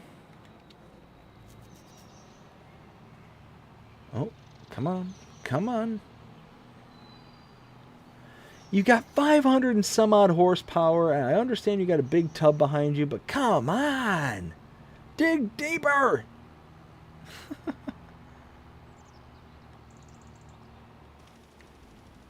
Alright, got that little chunk. Get these little chunks right here. Perfect. Alright, now we move on to the next field.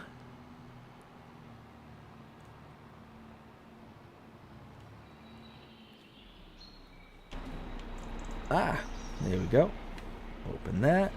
Rambo Hacker Gaming, how's it going? Hope you're having a fantastic day so far. Says you need wider tires to dig more, LOL. Also, 1K horsepower, yes. You know what?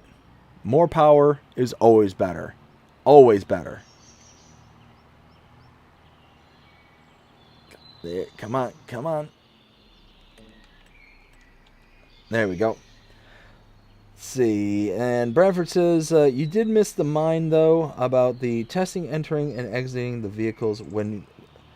So, no, I did read it, but I just haven't tested it yet. But you know what? You are right. Let's just go ahead and test this. So, okay. So, I'm at a default right here. Now, what if I'm facing away?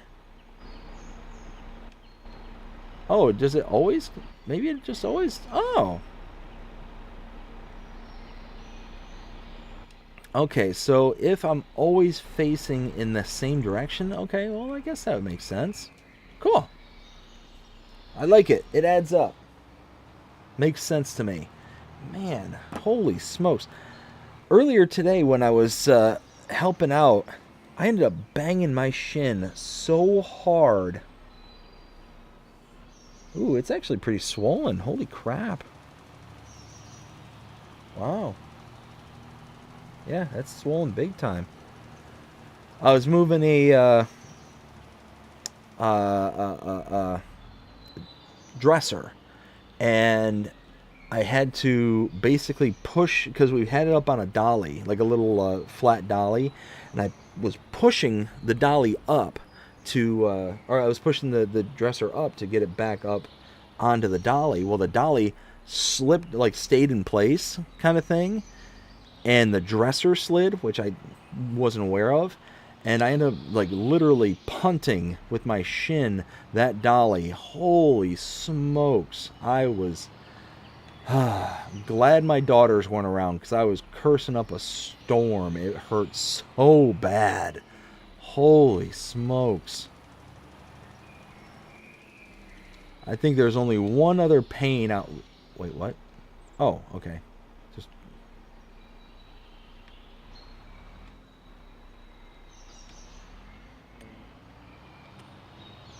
Okay, what is this thing doing? Okay. Taco says, so I'm reconnected to the stream. I see my comments are gone now. I understand why you don't understand what I'm trying to talk. Okay. So it's... Don't know what happened. It's technical issues. YouTube. I blame YouTube. It's their fault. It's not mine. If you want, Taco, go ahead and re-put it in the chat, and we'll try and catch back up to speed as to what we were talking about. Yeah, I don't know. That's weird. Like, I was able to see your later comments, so I don't know why the other ones wouldn't come through. That's so weird. Oh, hey, there's trees. Wait a minute. On this field, it's doing like the outer perimeter. What are you doing? Ay, ay, ay.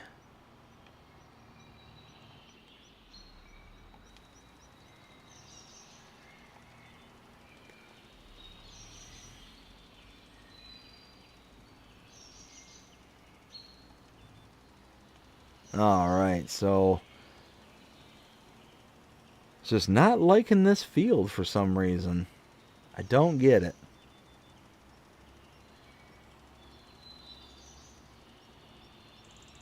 What is that?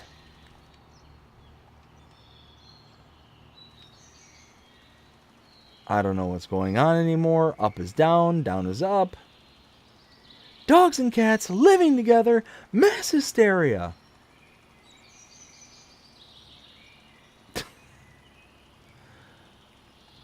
Oh.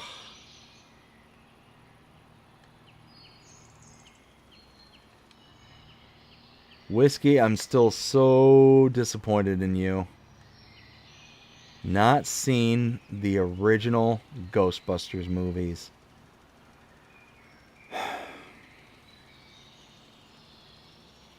Oh my goodness. That's all right. We'll forgive you. We'll forgive you. But let's see. Bradford says, done that punting thing with my side business. Oh yeah. It it sucked. It really, really sucked. Needless to say, like I said, I did my fair share of cursing. Like I said, I'm glad my little girls were not around because, oof.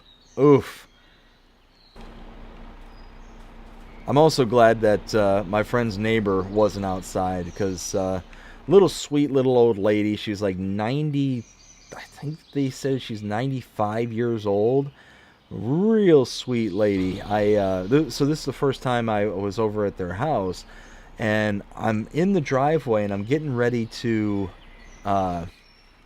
start packing things away and get ready to help move stuff. And all of a sudden I hear a hello, and I look up and there she is. She's just kind of standing out the end of her driveway. She's like, I need some help. Can you help me? And she calls out my buddy's name as if I'm my buddy. And she's like, are you so-and-so? I'm like, no, sorry. I'm not them. And I'm a friend. And she's like, oh, well, do you happen to know anything about phones and technology and stuff? And I'm like, oh, yeah, I know my fair share, kind of thing. And she's like, oh, I'm trying to get my phone off of airplane mode and I can't figure it out. And she's got one of the Android platforms. I think it was like the Galaxy or something. And I'm like, okay, well, then I'm looking at the phone and it's just pitch dark. I can't see anything on it. So I'm like, oh my goodness, how do I adjust the brightness on this thing? Because I can't see where even the airplane mode button is. It was just, I eventually got it, but it was just one of those, like, took longer than it really had to kind of thing. Oh, what? Come on, dig deep.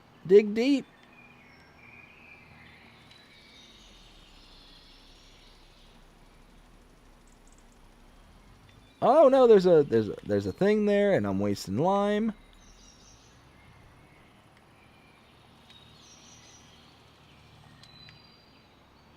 What is happening here? Come on. Come on, quit hitting fences. All right, here we go.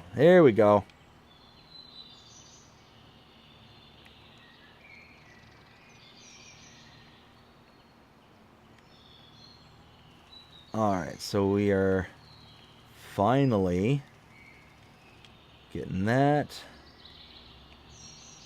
Let's get this like little outer edge here.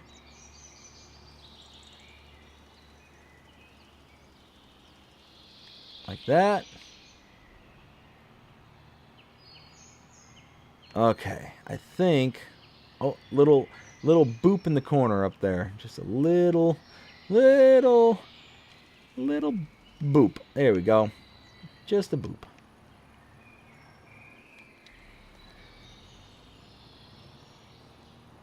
Let's see. Taco says, dang, again, a chat was removed. Huh. Oh, wait, Brentford says, ghost busted. Busted? Ken says, I'm rewatching Stargate SG-1 Season 1 on Prime Video. Ooh, that's a good series, Stargate. I haven't seen that in a while. See, that's weird, Taco. It must be like something that you're actually putting in. It's like triggering it like an automatic removal or something. That's weird. Wonder if there's like something that YouTube doesn't like what it's saying.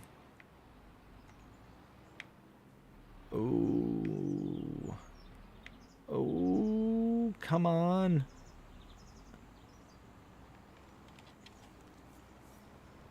You know what, Taco? You can do like with Will and Bradford were doing earlier and just put like one word at a time. Maybe you can beat out the algorithm. It's like, oh yeah, YouTube, you can't stop me. Oh no, oh my goodness, no! Oh no. Oh, the devastation that's wrought upon me, no!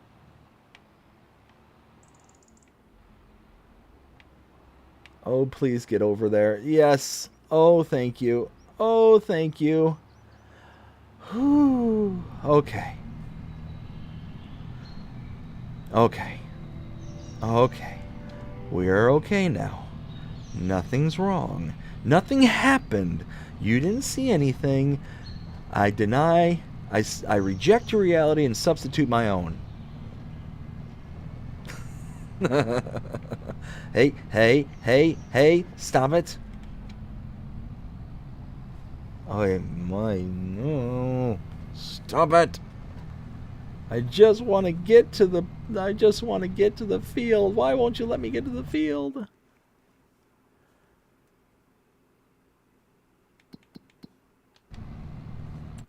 Let's see, how's this? It's looking good.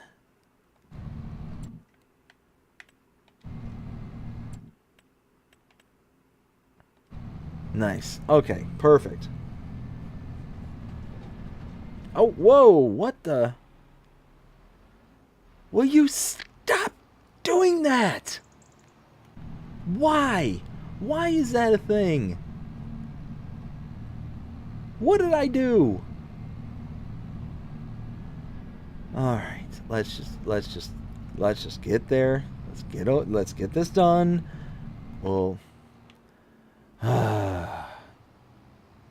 okay.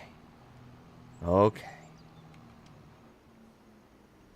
All right, let me catch up with the chat here real quick. Let's see. Rambo says, well, finally got my truck out of the ditch on Pelinier. I tried moving it in the snowstorm, and it slid sideways all the way down the road. The farm on the hillside stopped at the gas station. Oh, no. Rambo also says, I then made the mistake of gunning the engine, and it then slid across the gas station lot towards the river and got stopped just by a tree as it slid down the bank. Oh my, that's not good. Oh my goodness. Taco says, let's hope that with the space it will work. Oh, let's see. Let's see. Rambo says, now I want to watch Stargate again. It also says, the realistic weather mod is amazing. I hope it comes to consoles at some point. What I keep hearing is people really like it. Bradford says, Ghostbusters! Bradford also says, Kloss strikes again. Oh, Kloss is striking hard right now. I don't know what's going on or what I did to make him mad, but whew. Rambo says, I think your tractor needs a heavier front weight. It needs something. I don't even think it has a front weight, to be honest. Yeah, no, it doesn't. It doesn't. Ken says, oops, no brakes, lol. Yeah. Where we're going, we don't need brakes. Oh. I don't know why, but all of a sudden I'm just into quoting classic movies. I love it. Love it. Gotta love it. Alright, so at this point, let's go ahead. Get this done. We need... Oh my goodness. Yeah, we still need to... It's 1:30. Wow.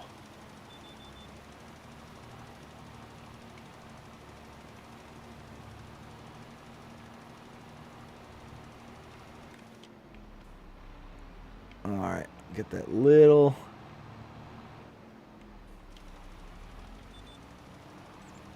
patch right there, just like so.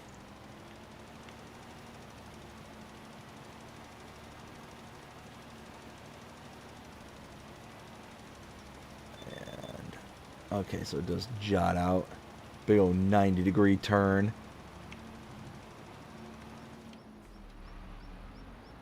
I hope I have enough lime. I'll be really sad if I have to go all the way back to the shop just to get another patch of lime.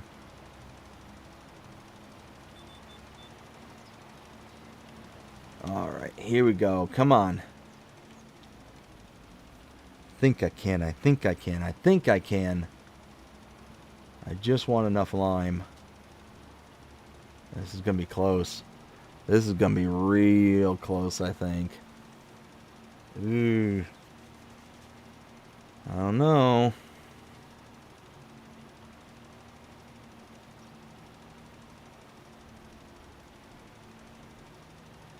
4,300 liters.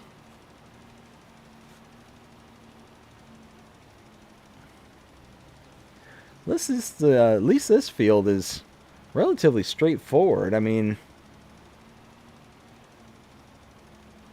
not that shabby.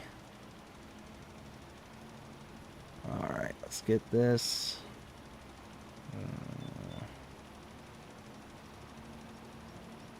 Alright, turn around.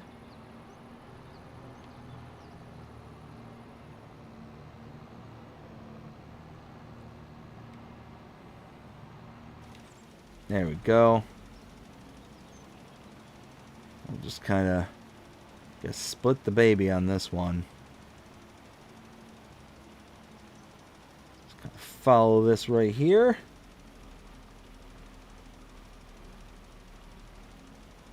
Let's see. I'm trying to decide. It's 1:30 and it's been a long day. I might hold off on seeding until the next stream. And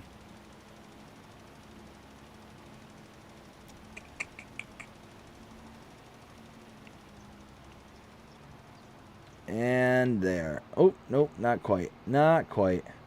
We got more than enough. That's good at least. 2,000 liters left. So just shy of a whole pallet, or just over a whole pallet. Because I think each pallet is like 2,000 liters. Not bad at all, actually. I'm pretty happy with that. Pretty pleased. Okay. So now, gonna take the lime back to the shop. And I guess I'll, at minimum, lease out the seeder. I'll lease it. I'll get the seed for it, I guess.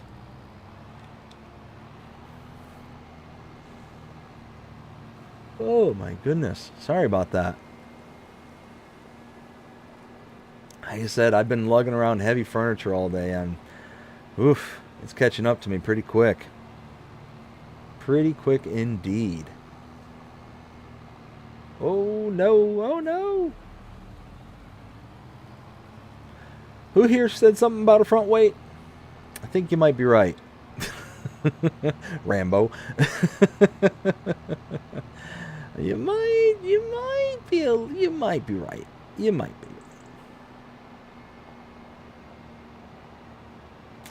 Yeah. Okay, so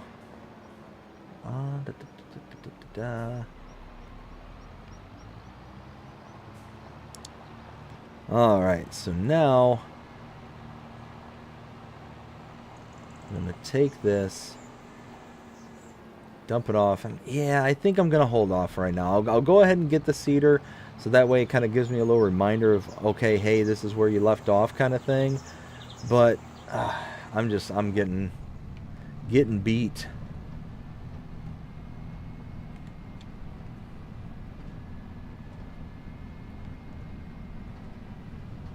Yeah, we'll have just like one, well, we'll have 2 actual pallets, but 1 in a partial.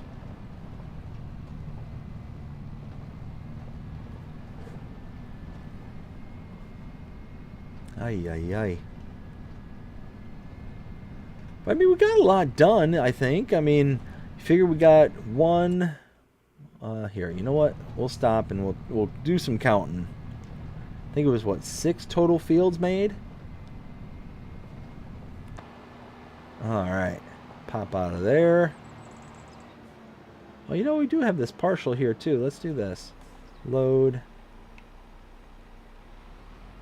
And now,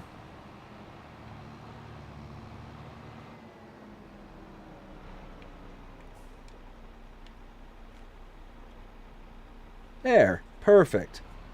So now, return. Yes. All right, we'll keep the fent for now. And then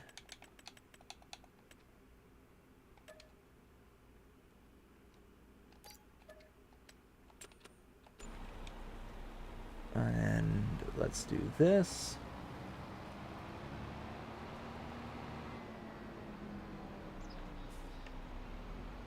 That is a big old unit. I'll take it.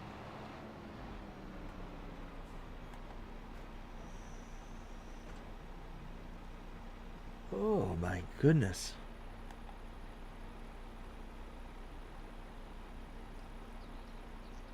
$2,000. Whoops. Don't close. I want you to do that.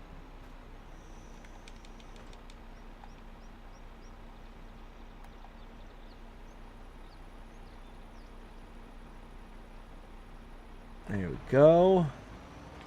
This one takes a ton of fertilizer.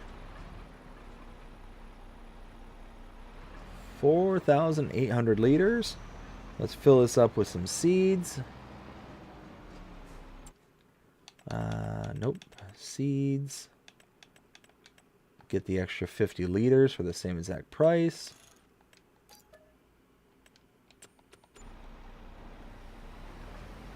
Oops, no, don't unfold.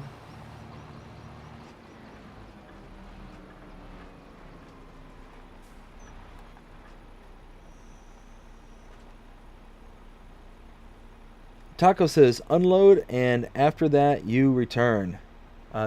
Did I not do that? Thought I did that. Well, I guess that means that I would have gotten rid of some product I needed, but oh well. No crying over spilt milk. Alright, what do we got? And there. Perfect. So we'll leave that there. Just like so. Perfect.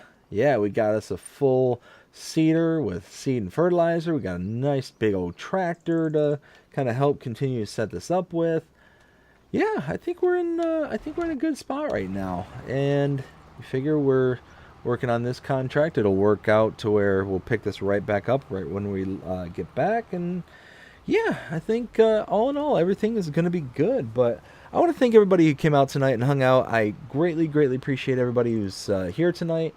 Had an absolute blast. And if I wasn't as tired as I am right now, yeah, probably would stick around to finish out all that seeding. But unfortunately, I just can't do it. When I'm starting to yawn on camera, and there goes the remote. When I start to yawn on camera, there's just no saving it at that point. So it is what it is. But I hope that you enjoyed it. If you did, please show me by liking, sharing, subscribing, following, commenting, doing all the things the algorithms enjoy you doing. The shows you're engaged with this channel and enjoying the content. And that being said, hope everybody has a fantastic day. Take care.